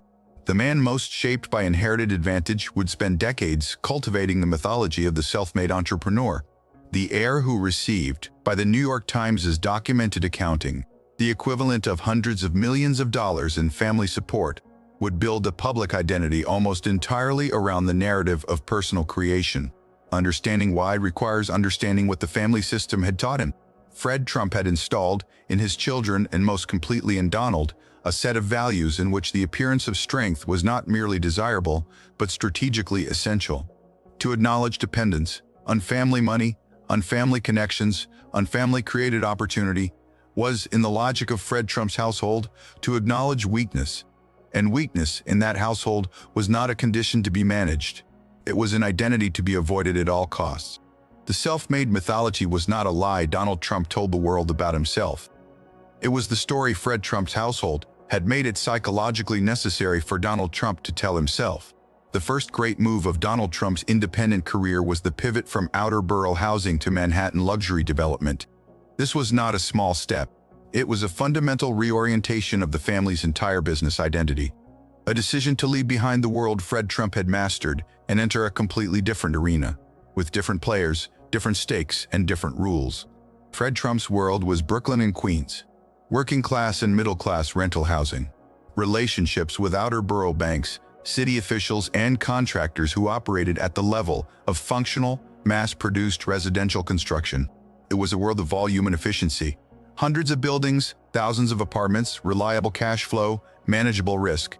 Donald Trump's ambition was Manhattan. Trophy properties, luxury hotels and condominiums. The high-visibility, high-stakes arena of the most expensive real estate market in the world, in the most photographed city in the world. At a moment when New York was emerging from its 1970s fiscal crisis and beginning the long climb toward the extraordinary property values of the 1980s and beyond. The move required capital, connections, and credibility that the family business partially provided, but that Donald had to extend through his own deal-making and his own cultivation of relationships with Manhattan's financial and political establishment. He secured a deal with Hyatt to develop the Grand Hyatt Hotel near Grand Central Station, a project that required city tax abatements and public financial support that Donald Trump negotiated through the specific combination of charm, aggression, and political relationship building that would define his style for the next 4 decades. The Grand Hyatt deal was the proof of concept. It demonstrated that Donald Trump could operate in Manhattan, could navigate the city's complex political and financial landscape, and could deliver projects at a scale and visibility that his father's outer borough world had never attempted. Trump Tower followed. Completed in 1983 on Fifth Avenue in Midtown Manhattan, it was the physical embodiment of the Trump brand's new ambition. Gold surfaces, luxury finishes, celebrity tenants, maximum visibility, and a location that placed the Trump name at the literal and symbolic center of global real estate aspiration. Trump Tower was not just a building, it was a statement. It announced to New York and to anyone paying attention that the Trump family had left the outer boroughs behind. Fred Trump reportedly expressed reservations about some of his son's Manhattan ventures. The scale of the risk, the nature of the financing, the distance from the reliable cash flow model that had made the family wealthy. Those reservations were noted but not heeded. Donald Trump was not operating in his father's world anymore. He was building his own. Through the 1980s, the Trump brand expanded with a speed and ambition that seemed, at the time, to confirm the self-made mythology its creator was simultaneously constructing in interviews, public statements, and eventually in print. The 1987 publication of The Art of the Deal, co-written with journalist Tony Schwartz, became one of the best-selling business books in American publishing history. It presented Donald Trump's story in the specific terms he preferred: the bold dealmaker, the instinctive negotiator, the man who succeeded through superior intelligence and relentless will. The book did not dwell on Fred Trump. It did not explore the inherited platform, the family financing, the outer borough relationships that had opened Manhattan doors. It presented a self-created man operating through the force of his own genius, and millions of readers accepted that presentation at face value because it was delivered with the conviction of someone who had been telling himself the same story for years. But the 1980s were also the decade in which the first major cracks in the Trump business mythology appeared. The casino ventures in Atlantic City, the Trump Plaza, the Trump Castle, the Taj Mahal, were presented publicly as expressions of the same bold genius that had driven the Manhattan success. What they became in the early 1990s was the site of the most significant business collapses in Donald Trump's career. By 1990 and 1991, multiple Trump entities were filing for bankruptcy protection. The casino businesses were carrying debt loads that their cash flows could not service. The real estate market had turned. The financing structures that had enabled rapid expansion in the 1980s became, in the changed market of the early 1990s, crushing obligations that the businesses could not meet. Donald Trump did not personally file for bankruptcy, a distinction he would later cite publicly with precision. But the businesses that bore his name did, repeatedly. And the financial crisis of the early 1990s revealed something about the Trump business model that the mythology had obscured. It was highly leveraged, highly dependent on continued access to credit, and highly vulnerable to market conditions that its architect could not control through force of will alone. What saved Donald Trump from the full consequences of those collapses was, once again, the family. Fred Trump's financial support during the crisis years, documented in the New York Times investigation among other sources, provided a cushion that allowed Donald to survive a period that might have been permanently fatal to a truly self-made entrepreneur operating without family resources. The irony was not subtle. The self-made myth was preserved, in one of its most vulnerable moments, by the very inheritance the myth was designed to obscure. The 1990s were also the decade of Donald Trump's most visible personal turbulence. And to understand that turbulence in the context of the family bloodline, we need to trace the marriages. Because the marriages are not peripheral to the dynasty story. They are the mechanism to which the next generation of the Trump bloodline was created, and they reflect, in their specific dynamics and outcomes, the same patterns of ambition, image management, and family complexity that characterize the entire genealogical record. Donald Trump's first marriage was to Ivana Zelníčková, a Czech-born model and businesswoman whom he married in 1977. Ivana Trump, as she became, was not simply a spouse. She was, for a significant period, an active participant in the Trump Organization, managing properties and projects with genuine business involvement. She was also the mother of the 3 children who would become the most publicly central figures in the second generation of the modern Trump dynasty: Donald Trump Jr., born in 1977, Ivanka Trump, born in 1981, and Eric Trump, born in 1981, and Eric Trump, born in 1984. These 3 children, raised within the Trump Organization's orbit, educated at elite institutions, and introduced to the family business from an early age, represent the clearest continuation of the Fred Trump succession logic into the next generation. They were not merely Fred Trump's grandchildren. They were the 3rd-generation installment of a family system that had been selecting for and cultivating specific qualities: competitiveness, loyalty to the family enterprise, the fusion of personal identity with the family brand, across every generation since Friedrich left Kallstadt in 1885. The marriage to Ivana ended in 1991 in one of the most public divorces in New York tabloid history. The dissolution was not quiet or private.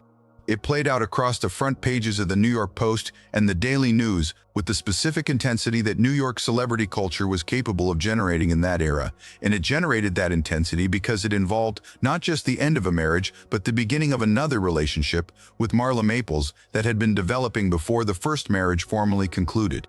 Marla Maples, an American actress and public figure from Georgia, became Donald Trump's second wife in 1993. Their relationship had produced a daughter, Tiffany Trump, born in 1993. Before the marriage, Tiffany, raised primarily by her mother in a world geographically and culturally removed from the Trump Organization's core, would occupy a position in the family structure that the sources consistently describe as more distant from the dynasty's center of gravity than her 3 older half-siblings. The marriage to Marla Maples lasted until 1999.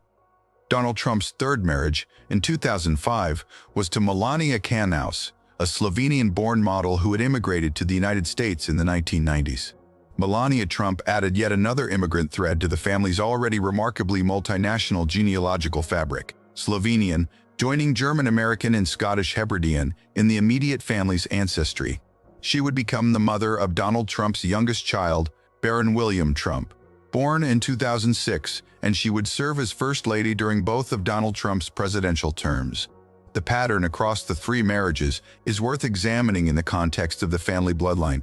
Each of Donald Trump's wives was an immigrant, or the child of an immigrant background. Each came from outside the established American elite. Each brought a different cultural and personal texture into the family system.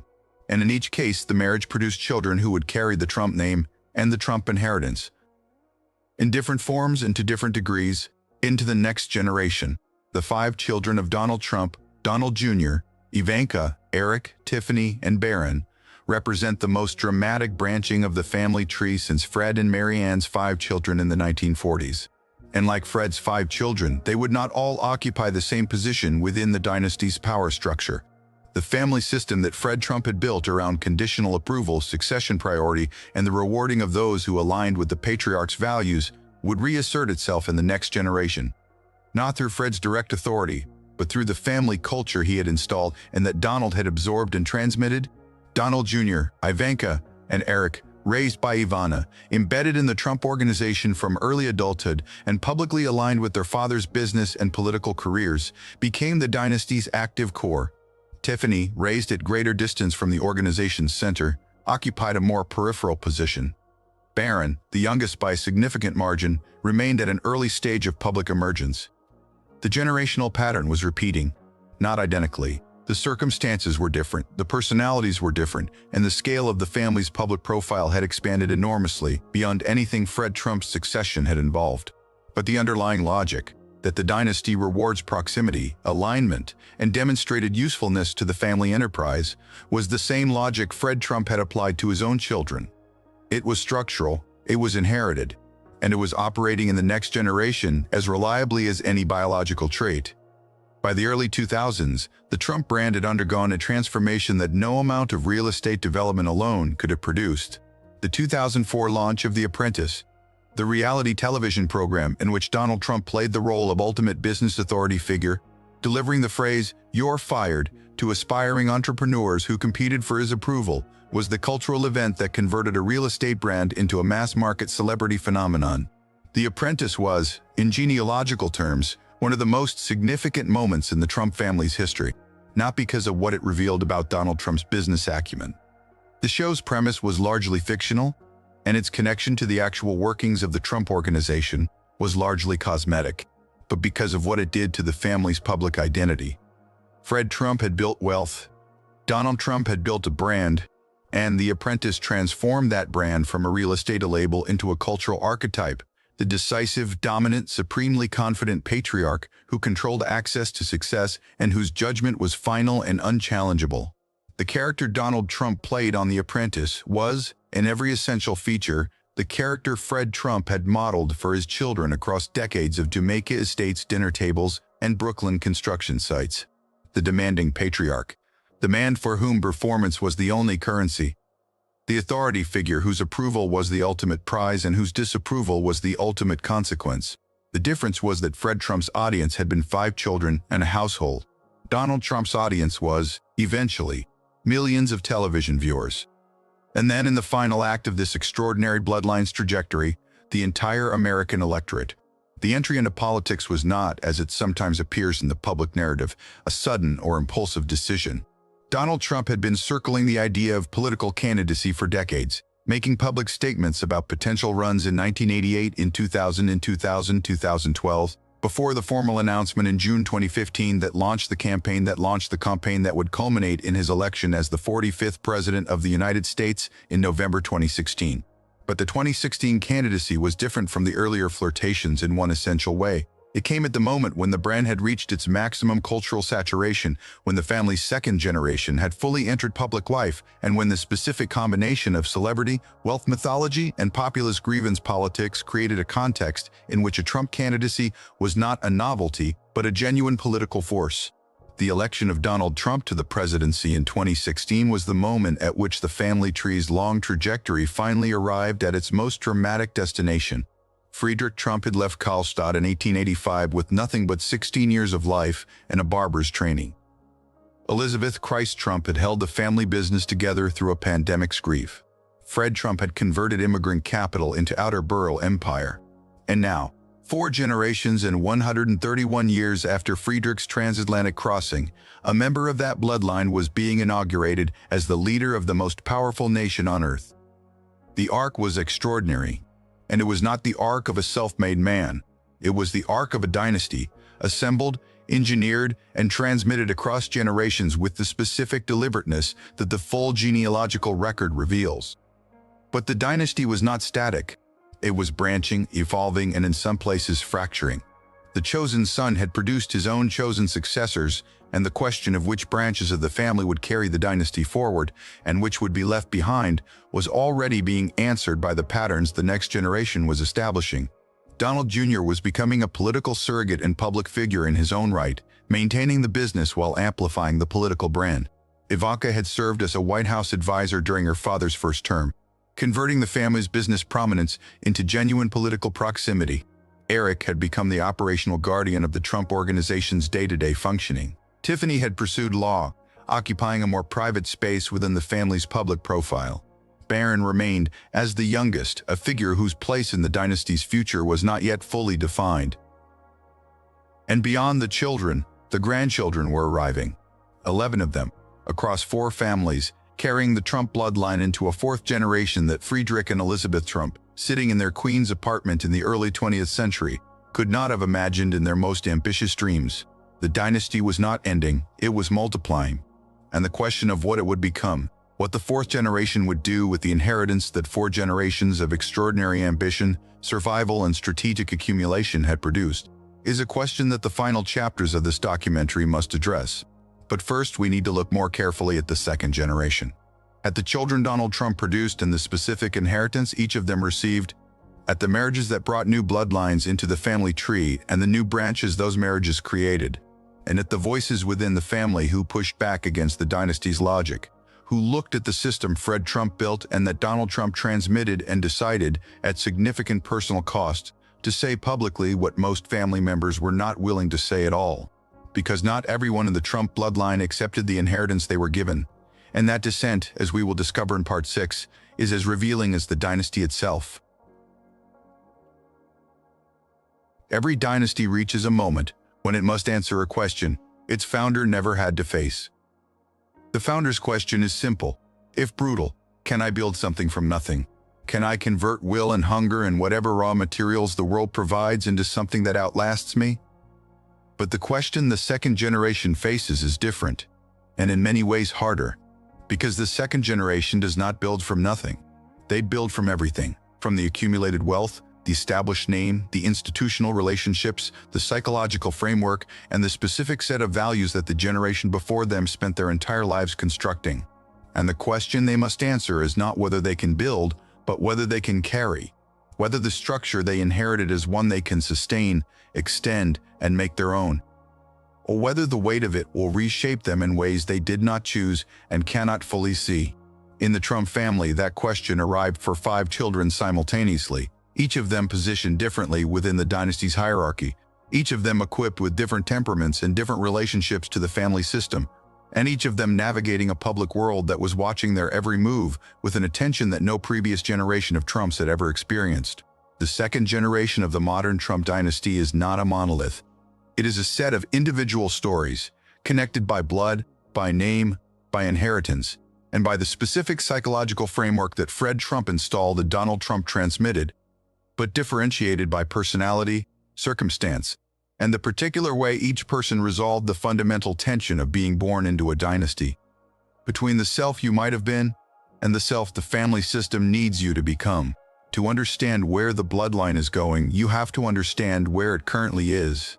And that means looking carefully at each branch, each child, each marriage, each new thread woven into the family tree, with the same genealogical precision we have applied to every generation before them. Donald Trump Jr. is the eldest son, born in 1977 to Donald and Ivana Trump. He is, in the succession logic of this bloodline, the most direct heir to the pattern that Friedrich established, that Fred refined, and that Donald embodied, the eldest son positioned at the center of the family enterprise, carrying the name forward and defining himself primarily through his relationship to the dynasty rather than in opposition to it. The parallel to Fred Trump's own succession story is not perfect. No generational parallel ever is, but it is striking enough to demand acknowledgement. Donald Trump Jr., like his father before him, grew up in the shadow of a patriarch whose approval was the most valuable and most demanding currency in the family system. Like his father before him, he was introduced to the family business from an early age and absorbed its values and methods through direct immersion rather than abstract instruction. And like his father before him, he emerged as the eldest son who most visibly aligned himself with the dynasty's public face. Not reluctantly, not under visible duress, but with what appears to be genuine conviction. Donald Jr. joined the Trump Organization after graduating from the University of Pennsylvania, the same institution his father had attended, carrying the same Wharton association that the family had come to treat as part of its institutional identity. He worked in the business, took on executive responsibilities, and became one of his father's most prominent public surrogates during the 2016 campaign and both presidential terms. He married Vanessa K. Hayden in 2005, and together they had 5 children: Kai Madison, Donald John III, Tristan Milos, Spencer Frederick, and Chloe Sophia. Those 5 children represent the largest single contribution to the 4th generation of the Trump bloodline. 5 grandchildren who carry the family name and the family inheritance into a future that is, at this writing, still being shaped. Donald Jr. and Vanessa divorced in 2018. The divorce was handled with relative public discretion compared to the tabloid intensity that had surrounded his father's marital transitions. A difference in circumstance and media environment rather than necessarily a difference in family pattern. He subsequently began a relationship with Kimberly Guilfoyle, a former prosecutor and television personality, who became a visible presence in the political orbit of the Trump family. What Donald Trump Jr. represents in the bloodline is continuity. He is the branch that most directly perpetuates the dynasty's core logic, the eldest son who chose proximity over distance, alignment over autonomy, and the family enterprise over whatever alternative life his own temperament might have constructed outside it. Whether that choice was freely made or structurally determined, whether any child raised inside this particular family system can fully separate genuine preference from inherited expectation is a question the psychological literature would treat with great care, and this documentary will treat with equal care. What the record shows is the outcome, a man who became, by the standards the family system valued, exactly what the family system needed him to become. Ivanka Trump is, by virtually every measure of public impact, the most consequential figure in the second generation of the Trump dynasty. Born in 1981 to Donald and Ivana Trump, she was raised within the Trump Organization's orbit, educated at Georgetown University before transferring to the University of Pennsylvania, the family's institutional anchor, and graduated with a degree in economics. She joined the Trump Organization in the mid-2000s and became one of its most visible executives, developing and managing hotel and real estate projects under the family brand, while simultaneously building her own personal brand as a businesswoman, author, and public figure. In 2009, she converted to Judaism and married Jared Kushner, a real estate developer and the son of Charles Kushner, himself a significant figure in the New Jersey and New York real estate world. The marriage between Ivanka Trump and Jared Kushner brought 2 real estate dynasties together in a single household, a convergence that had both personal and political dimensions that would become fully apparent during Donald Trump's first presidential term. Together, Ivanka and Jared have 3 children: Arabella Rose Kushner, born in 2011, Joseph Frederick Kushner, born in 2011, Titor James Kushner, born in 2016. These 3 children carry both the Trump and Kushner bloodlines, a genealogical fusion that adds yet another layer of complexity and historical depth to the family tree's expanding structure. During Donald Trump's first administration, Ivanka and Jared both served as senior White House advisors, an arrangement that was unprecedented in its scope and that drew sustained scrutiny from ethics experts, political observers, and the public. The specific influence they exercised, the decisions they shaped, and the degree to which their presence in the White House represented a fusion of family dynasty with national governance that the American political system had not previously encountered at this scale. All of this became part of the public record of that administration and part of the Trump family's genealogical legacy. Ivanka Trump's position in the bloodline is unique and worth examining carefully. She is a woman, which in the logic of the family system that Fred Trump designed and Donald Trump inherited should have placed her outside the succession's primary track, as it placed Marianne and Elizabeth in Fred's generation. But the world Donald Trump's children grew up in was not Fred Trump's world. The gender dynamics of public and professional life had shifted dramatically between the 1940s and the 1980s. And Ivanka Trump emerged not as a peripheral figure in the dynasty's second generation, but as one of its most central ones. A businesswoman, a political advisor, a public brand, and a mother of three who carries the bloodline forward in ways that the family's earlier gender assumptions would not have predicted. That evolution from Fred Trump's household, where daughters were not positioned as successors, to a second generation in which a daughter became arguably the most politically influential of all 5 children, is one of the most significant generational shifts in the entire Trump family story. It does not erase the earlier gender dynamics, but it demonstrates that even the most deeply installed family patterns can be modified by the pressures of a changing world. Eric Trump, born in 1984, is the third child of Donald and Ivana and the youngest of the 3 siblings who became central to the Trump Organization's operations. He graduated from Georgetown University and joined the family business, eventually becoming an executive vice president of the Trump Organization, and, with Donald Jr., one of the 2 children most responsible for the organization's day-to-day management during their father's presidential terms. Eric married Laura Yunoska in 2014, now known publicly as Lara Trump, a television producer and political figure who became a prominent surrogate and eventually a co-chair of the Republican National Committee. Together, Eric and Lara have 2 children, Eric Luke Trump, born in 2017, and Carolina Dorothy Trump, born in 2019.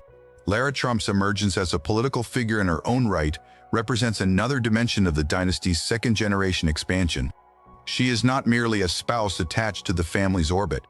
She is an active participant in the political enterprise that the family has become, contributing her own public platform, her own political relationships, and her own strategic presence to the dynasty's ongoing project. In genealogical terms, she represents the most politically active of the in-law branches in the current generation. Eric Trump's position in the dynasty is, in some ways, the clearest of the 3 elder siblings. He is the operational heir, the man most directly responsible for maintaining the Trump Organization as a functioning business enterprise, while the family's political activities consumed the attention of its public face. It is a role that requires a specific kind of discipline and a specific kind of loyalty, the willingness to do the essential work of the dynasty without claiming the spotlight that the dynasty's brand generates. In the logic of the family bloodline, Eric's role echoes, in a different key, the role Robert Trump played in Fred's generation. The loyal internal ally, the brother who keeps the machinery running while the chosen public face of the dynasty operates in the world's gaze. Tiffany Trump occupies a different position in the family structure, one that the genealogical record reflects honestly, and that deserves to be treated with the same honesty here. Born in 1993 to Donald Trump and Marla Maples, Tiffany grew up primarily with her mother in California. Geographically and culturally removed from the Trump Organization's New York center, from the specific family environment that shaped her 3 older half-siblings, and from the daily proximity to the dynasty's operations that Donald Jr., Ivanka, and Eric experienced. From childhood, she attended the University of Pennsylvania, maintaining the family's institutional connection, and later earned a law degree from Georgetown Law School. Tiffany's distance from the dynasty's operational core is not a secret or a scandal. It is a structural reality produced by the specific circumstances of her parents' marriage, its ending, and the geographic and cultural world her mother built for her afterward. She is connected to the family by blood, by name, and by the inheritance those carry. But the specific psychological formation that came from growing up inside the Trump Organization's orbit, inside the Jamaica estates to Fifth Avenue family culture, inside the daily atmosphere of Fred Trump's transmitted values, that formation is not hers in the same way it is her older siblings. In 2022, Tiffany married Michael Boulos, a businessman with Lebanese-Nigerian heritage, in a ceremony at Mar-a-Lago. In May 2025, Tiffany and Michael welcomed their first child, Alexander Trump Boulos, making him the 11th documented grandchild of Donald Trump and adding yet another cultural thread to an already remarkably diverse genealogical tapestry. Michael Boulos brings a genuinely global ancestry into the Trump bloodline. Lebanese and Nigerian, heritage meeting German-American and Scottish Hebridean and Slovenian roots in the family's expanding 4th generation. If Friedrich Trump's immigration from Kallstadt represented the first great crossing of the bloodline's history, the marriages of the second generation represent something equally significant: the bloodline's expansion from its specific immigrant American roots into a genuinely international, multicultural family structure. Baron William Trump, born in 2006 to Donald and Melania, is the youngest of Donald Trump's 5 children, and the one whose place in the dynasty's future is the least defined by the public record currently available. He was raised in a very different environment from his older siblings. Not in the Trump Organization's active operational world, not in the specific family culture of the 1980s and 1990s New York real estate scene, but in the White House and in the specific circumstances of a child whose father was the President of the United States during his formative years. He attended the Oxbridge Academy in Florida and, by 2023 reports, New York University, continuing the family's pattern of elite educational placement. What Baron Trump will become within or outside the dynasty structure is genuinely unknown. He is young. His temperament, his ambitions, his relationship to the family inheritance, all of these are still forming. What the genealogical record can say with confidence is that he carries the bloodline's full accumulated history: the German-American paternal inheritance, the Scottish Hebridean maternal inheritance from Anne MacLeod, and now the Slovenian heritage of his mother, Melania, making him, in genealogical terms, one of the most multinational figures in the entire Trump family tree. No examination of the dynasty's second generation would be complete or honest without addressing the voice that emerged from within the family to challenge its foundational mythology most directly. Mary Lag. Trump is Donald Trump's niece, the daughter of Fred Trump Jr., the eldest brother whose decline and death we traced in the previous chapter. She holds a doctorate in clinical psychology, and in 2020, she published a memoir titled Too Much and Never Enough: How My Family Created the World's Most Dangerous Man, a book that drew on her direct experience of the family system, her professional training in psychology, and her specific position as Fred Jr.'s daughter to offer what became one of the most widely discussed internal accounts of the Trump family's dynamics. Mary Trump's book made several arguments that connect directly to the genealogical story this documentary has been tracing. She argued that the family system Fred Trump built, the conditional approval, the winner-loser framing, the emotional unavailability, the rewarding of cruelty and the punishment of sensitivity, had produced in Donald Trump a set of psychological characteristics that she, as a trained psychologist, found deeply concerning. She described a family culture in which empathy was a liability, in which the patriarch's judgment was unchallengeable, and in which the damage inflicted on those who didn't fit the system, most devastatingly on her father, was treated as a natural consequence of weakness rather than as the product of a specific, deliberate, and in her view, profoundly damaging set of family choices. She also made legal claims, alleging that she had been defrauded out of a significant inheritance through financial arrangements that she characterized as manipulative and unjust. Those claims were ultimately dismissed in court because a 2001 settlement she had signed released the legal claims she later sought to pursue. The dismissal does not resolve the underlying dispute about what actually occurred, but it does establish that the tensions within the family over wealth, fairness, and succession were not limited to the public story. They ran through the family's private relationships with a depth and bitterness that the polished public image of the dynasty consistently obscured. Mary Trump's willingness to speak publicly, to break the family's implicit code of internal loyalty, is itself genealogically significant. It demonstrates that the family system, for all its power and coherence, did not capture everyone it produced. Fred Jr.'s daughter, shaped by the specific experience of watching her father destroyed by the system that Donald thrived in, found in that experience not the cautionary lesson her uncle drew from it, the lesson about the cost of weakness, but a different lesson entirely. A lesson about what the system costs the people it does not choose. Her voice in the public record is not comfortable for the dynasty, but it is part of the dynasty's story, and a documentary that claims to explore the entire family tree cannot pretend otherwise. Jared Kushner deserves specific attention in any examination of the dynasty's second-generation influence, because his role during Donald Trump's first administration placed him at the intersection of family loyalty and national governance in a way that was genuinely without precedent in modern American political history. Born in 1981 to Charles and Cyril Kushner in New Jersey, Jared Kushner came from a family with its own complex real estate history, including his father Charles's conviction in 2005 on charges of tax evasion, illegal campaign contributions, and witness tampering. Jared graduated from Harvard University and New York University School of Law, took over the Kushner family real estate business after his father's legal difficulties, and eventually became the publisher of the New York Observer before his marriage to Ivanka Trump in 2009 brought him into the Trump family's orbit. During Donald Trump's first administration, Jared Kushner held a senior advisor role that encompassed an extraordinary range of policy areas: Middle East diplomacy, criminal justice reform, trade negotiations, pandemic response coordination, and more. The breadth of his portfolio and the degree to which it was granted on the basis of family relationship rather than traditional professional or governmental qualification was a recurring subject of public discussion and criticism. The Abraham Accords, the normalization agreements between Israel and several Arab states negotiated during the Trump administration, are widely credited to Kushner's diplomatic efforts and represent, by most assessments, a genuine foreign policy achievement that will be part of his permanent legacy regardless of broader political evaluations of the administration he served. In genealogical terms, Jared Kushner is the most politically consequential in-law in the Trump family's history. He is the father of 3 Trump grandchildren. He is the co-architect of significant foreign policy outcomes. And he is the clearest example of how the dynasty's second generation expanded its influence, not just through the bloodline itself, but through the strategic formation of partnerships that brought new capabilities, new networks, and new forms of power into the family's orbit. Stepping back from the individual portraits and looking at the second generation as a whole, a set of patterns emerge that connect directly to the genealogical themes this documentary has been tracing since its first chapter. The repetition is visible and striking. The dynasty continues to reward proximity and alignment.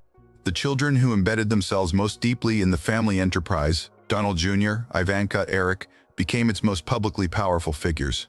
The child raised at greatest distance from the operational core, Tiffany, occupies a more peripheral position. The pattern Fred Trump established in his own succession choices repeated itself, with modifications, in the next generation. The identity management instinct that Fred Trump installed continues to operate. The family brand is curated with extraordinary attention to image, consistency, and narrative control. Public statements are calibrated. Private complexity is managed.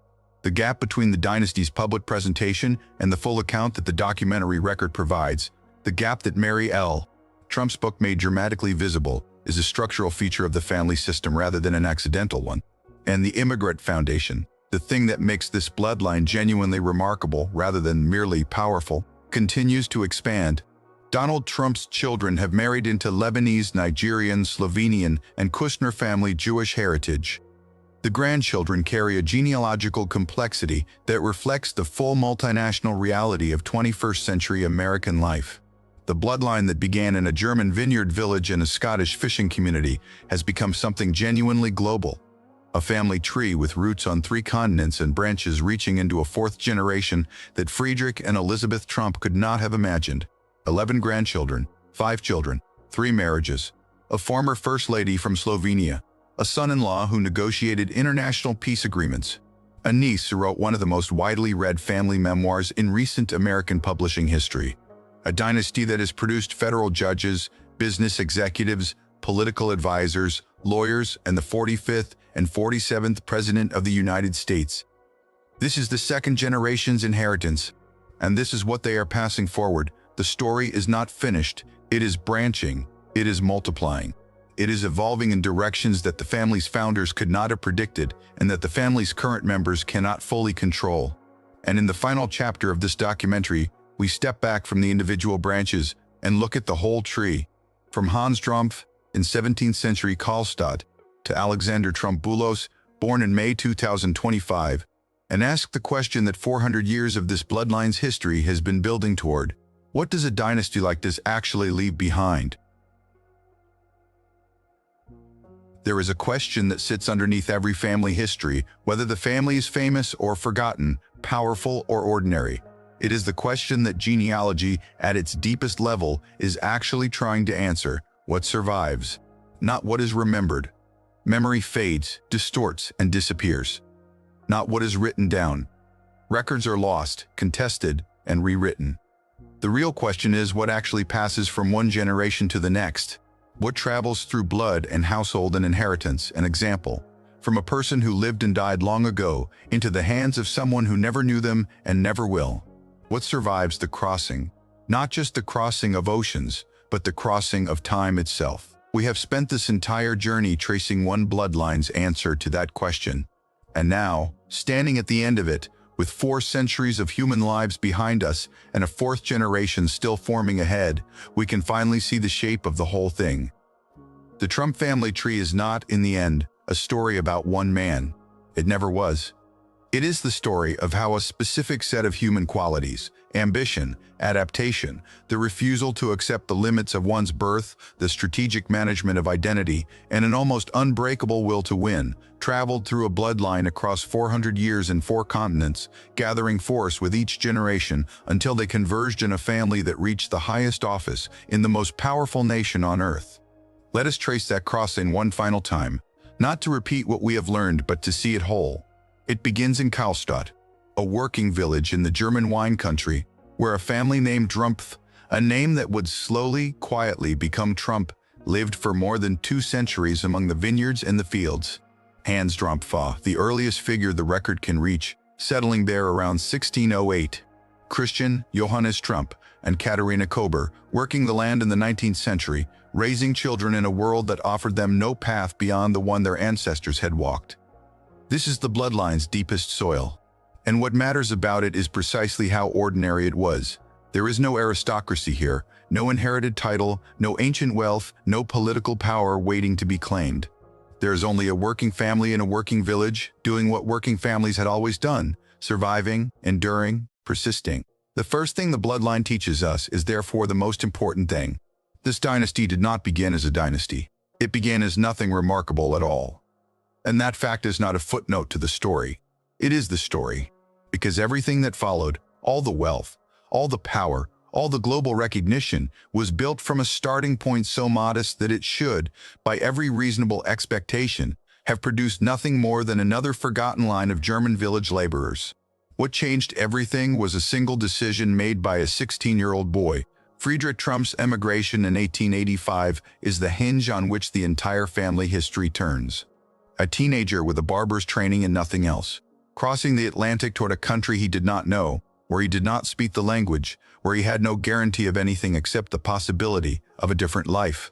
And here we encounter the first of the bloodline's recurring patterns, the pattern that would repeat in different forms in every generation that followed. Movement toward opportunity, the willingness to leave behind what is known for what might be possible. Friedrich did not merely emigrate. He chased the economic frontier westward to the gold rush boomtowns, understanding with an instinct that would echo through his descendants that the real money was not in the gold itself, but in serving the people who sought it. He converted migration into capital, and then in marrying Elisabeth Christ and being expelled from the Germany he tried to return to, he anchored the family permanently in America. Not entirely by choice, but by the irreversible force of consequences set in motion years earlier. When Friedrich died in the influenza pandemic of 1918, the bloodline faced its first great test. And it was answered not by a man, but by a woman. Elisabeth Christ Trump, holding the fragile family enterprise together through widowhood and grief, formalizing it, preserving it, ensuring that what Friedrich had started would survive long enough to be inherited. The dynasty owes its continuity to her quiet, essential, and too often forgotten work. Without Elisabeth, there is no platform for Fred to inherit. Without Fred's platform, there is no Donald. The bloodline runs through her as surely as it runs through any of the men whose names are better remembered. And then there is the other line, the line that came from somewhere entirely different, and that makes this bloodline something more interesting than a simple story of German immigrant ambition. The Isle of Lewis, the Gaelic-speaking crofting and fishing world of the Outer Hebrides, where the MacLeod and Smith families lived lives of hardship and faith and endurance on the storm-battered edge of the British Isles, where the sea gave and the sea took, where a great-grandfather drowned in 1868, where 10 children were raised in a household that spoke a language most of the world was forgetting. Anne MacLeod's journey, from that island to a domestic worker's position in New York, to the matriarch's role in a wealthy queen's family, is one of the most extraordinary individual arcs in the entire family tree, and it carries the bloodline's recurring patterns just as clearly as the paternal line does. The movement toward opportunity. The willingness to cross an ocean alone at 18. the capacity for endurance forged in a world where survival was never guaranteed. When Fred Trump and Anne MacLeod married in 1936, two immigrant lines with profoundly different class experiences fused into one. The driving, competitive, wealth-focused intensity of the paternal line met the resilient, faith-shaped, quietly enduring strength of the maternal line. And the household they built together became the crucible in which the next generation was formed. Fred Trump is the figure the entire genealogical record identifies as the dynasty's true architect. The man who took the foundation his parents preserved and the capital the post-war boom provided and engineered it into something durable, powerful, and self-perpetuating. But Fred built more than a real estate empire. He built a system, a household organized around conditional approval, competitive performance, the winner-loser framing of human existence, and the strategic management of identity. The same instinct that led him to present the family as Swedish rather than German when German identity became a liability. He built a wealth transfer architecture designed to keep what he accumulated inside the bloodline. And he built a succession process that selected, shaped, and financed an heir. That system produced extraordinary results, and it produced extraordinary costs.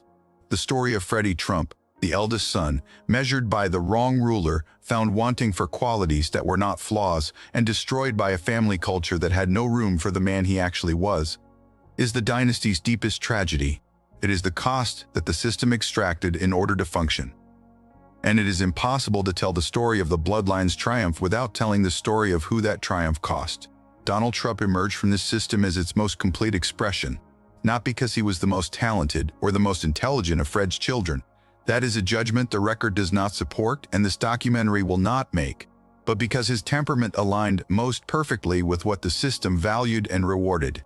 He was chosen, and he was equipped, and he took what he was given and transformed it into something his father could never have imagined. The transformation Donald Trump achieved was real, and it should not be diminished by the documentation of his inheritance. He took a local real estate dynasty and made it a global brand. He took a name known in the outer boroughs of New York and made it one of the most recognized names on the planet. He converted real estate capital into celebrity, celebrity into political force, and political force into the presidency of the United States twice. But the transformation rested on a foundation he did not build. And here we arrive at the central tension of the entire bloodline, the tension between the self-made myth and the documented reality of inheritance, subsidy, and family-engineered advantage. The New York Times documented hundreds of millions of dollars flowing from father to son. The family business platform, the lender relationships, the political connections, the financial cushion that survived the bankruptcies of the early 1990s, all of it came from the generations before. Donald Trump was not self-made. He was the fourth-stage expression of a rapidly escalating family project. And the mythology of self-creation that he spent his life cultivating was not, in the deepest sense, a lie he told the world. It was the story Fred Trump's household made it psychologically necessary for him to tell himself, because in that household, to acknowledge dependence was to acknowledge weakness, and weakness was the one thing the system could not tolerate. This is the bloodline's most revealing pattern of all. Identity as something to be managed. Ancestry softened when inconvenient. Achievements inflated when useful. The gap between the public story and the private reality maintained with deliberate generational consistency. It runs from Fred's Swedish ancestry claim through Donald's self-made mythology and into the carefully curated brand of the second generation. It is perhaps the single most durable inheritance in the entire family tree, and now the bloodline has branched again. 5 children from 3 marriages, 11 grandchildren across 4 families. In-laws bringing Lebanese, Nigerian, Slovenian, and Kushner family heritage into a tree that began with German villagers and Scottish fishermen. A family that has become, in 4 generations, genuinely global. The patterns repeat. The children who aligned with the family enterprise rose. The one raised at a distance occupies the periphery. The identity management instinct continues. The fusion of business and political power that defined Donald's career extended into a White House where his daughter and son-in-law served as senior advisors. The dynasty that Fred Trump built around conditional approval and strategic image continues to operate by the logic its founder installed. And yet the patterns also evolve. Ivanka emerged as one of the most powerful figures in the second generation, a daughter in a dynasty whose founder had treated daughters as outside the succession entirely. Mary LL, Trump broke the family's code of internal loyalty and spoke publicly about the system's costs, refusing the silence that the dynasty's logic demanded. The bloodline produces both perpetuation and resistance. Both the heir who carries the system forward and the dissenter who names what it does to the people it does not choose. That tension between perpetuation and resistance, between the system and those who refuse it, is not a flaw in the family tree. It is the most human thing about it. Every powerful family eventually produces both kinds of descendants. And the future of any dynasty depends on which of them, in the end, defines its character. So what does this bloodline ultimately tell us? It tells us first that the American dynasty is a specific and powerful thing, not the inherited aristocracy of the old world, but something faster, hungrier, and more recent. A bloodline can travel from a vineyard village and a fishing island to the most powerful office on earth in just 4 generations. That velocity is uniquely American. It is the promise and the engine of the entire national mythology, made literal in a single family tree. It tells us, second, that what passes through a bloodline is not only money, it is temperament. It is worldview. It is the framework through which a family understands success and failure, strength and weakness, loyalty and betrayal. Fred Trump installed a set of values in his household, and those values traveled forward through his chosen son and into the next generation with a persistence that no amount of wealth alone could explain. The inheritance was psychological before it was financial, and it remains so. It tells us, third, that every dynasty is built on costs that the dynasty its pilp prefers not to count. The triumph of the chosen son required the destruction of the son who would not be molded. The accumulation of wealth occurred within a system the federal government documented as discriminatory. The self-made myth required the erasure of the family that made it possible. These costs are not separate from the achievement. They are woven into it. And a bloodline that produces extraordinary power without acknowledging extraordinary cost has not told the full truth about itself. In the spring of 2025, a child named Alexander Trump was born, the 11th grandchild of Donald Trump, the great-great-grandson of Friedrich, the descendant of a German barber's apprentice and a Scottish fisherman's daughter, carrying within him the heritage of 3 continents and 4 centuries of relentless human striving. He will grow up knowing nothing, at first, of the vineyard village where his name began, or the storm-battered island where his great-great-grandmother spoke Gaelic and watched the sea, or the Queen's construction sites where a demanding patriarch taught his children that the world was divided into winners and losers. He will inherit the consequences of all of it without remembering any of it. That is what it means to be born into a bloodline. You receive the accumulated force of everyone who came before you, and you spend your life deciding what to do with it. That is the question the Trump family tree finally leaves us with. Not a question about politics, or wealth, or power. A question about inheritance itself. Because every one of us is the 4th stage expression of some family project we did not choose. Every one of us carries forward the temperament, the wounds, the ambitions, and the patterns of people we may never have met. Every one of us stands, like Alexander Trump, at the receiving end of a bloodline that stretches back further than we can see, and at the beginning of one that will stretch forward further than we will ever know. The Trump family is extraordinary because of how far it traveled and how high it climbed. But the question it raises is ordinary and universal, and it belongs to all of us. What did the people before you give you? What will you do with it? And what, in the end, will you pass on? A barber's apprentice left a German village in 1885 with nothing but his will. A fisherman's daughter left a Scottish island in 1930 with nothing but her endurance. A builder in Queens refused, under any circumstances, to lose. And 4 generations later, a bloodline that should have disappeared into the anonymous history of working people instead reached the summit of American power. The buildings will eventually fall. The fortunes will eventually scatter. The names will eventually fade as all names do. But the pattern, the restless, relentless, deeply human refusal to accept the limits of where you began, will travel onward, into a 5th generation and a 6th, carried in the blood of children not yet born. That is what the bloodline leaves behind. Not the wealth, not the power, not even the name, but the hunger that built all of it. And the hunger, unlike everything else, does not die.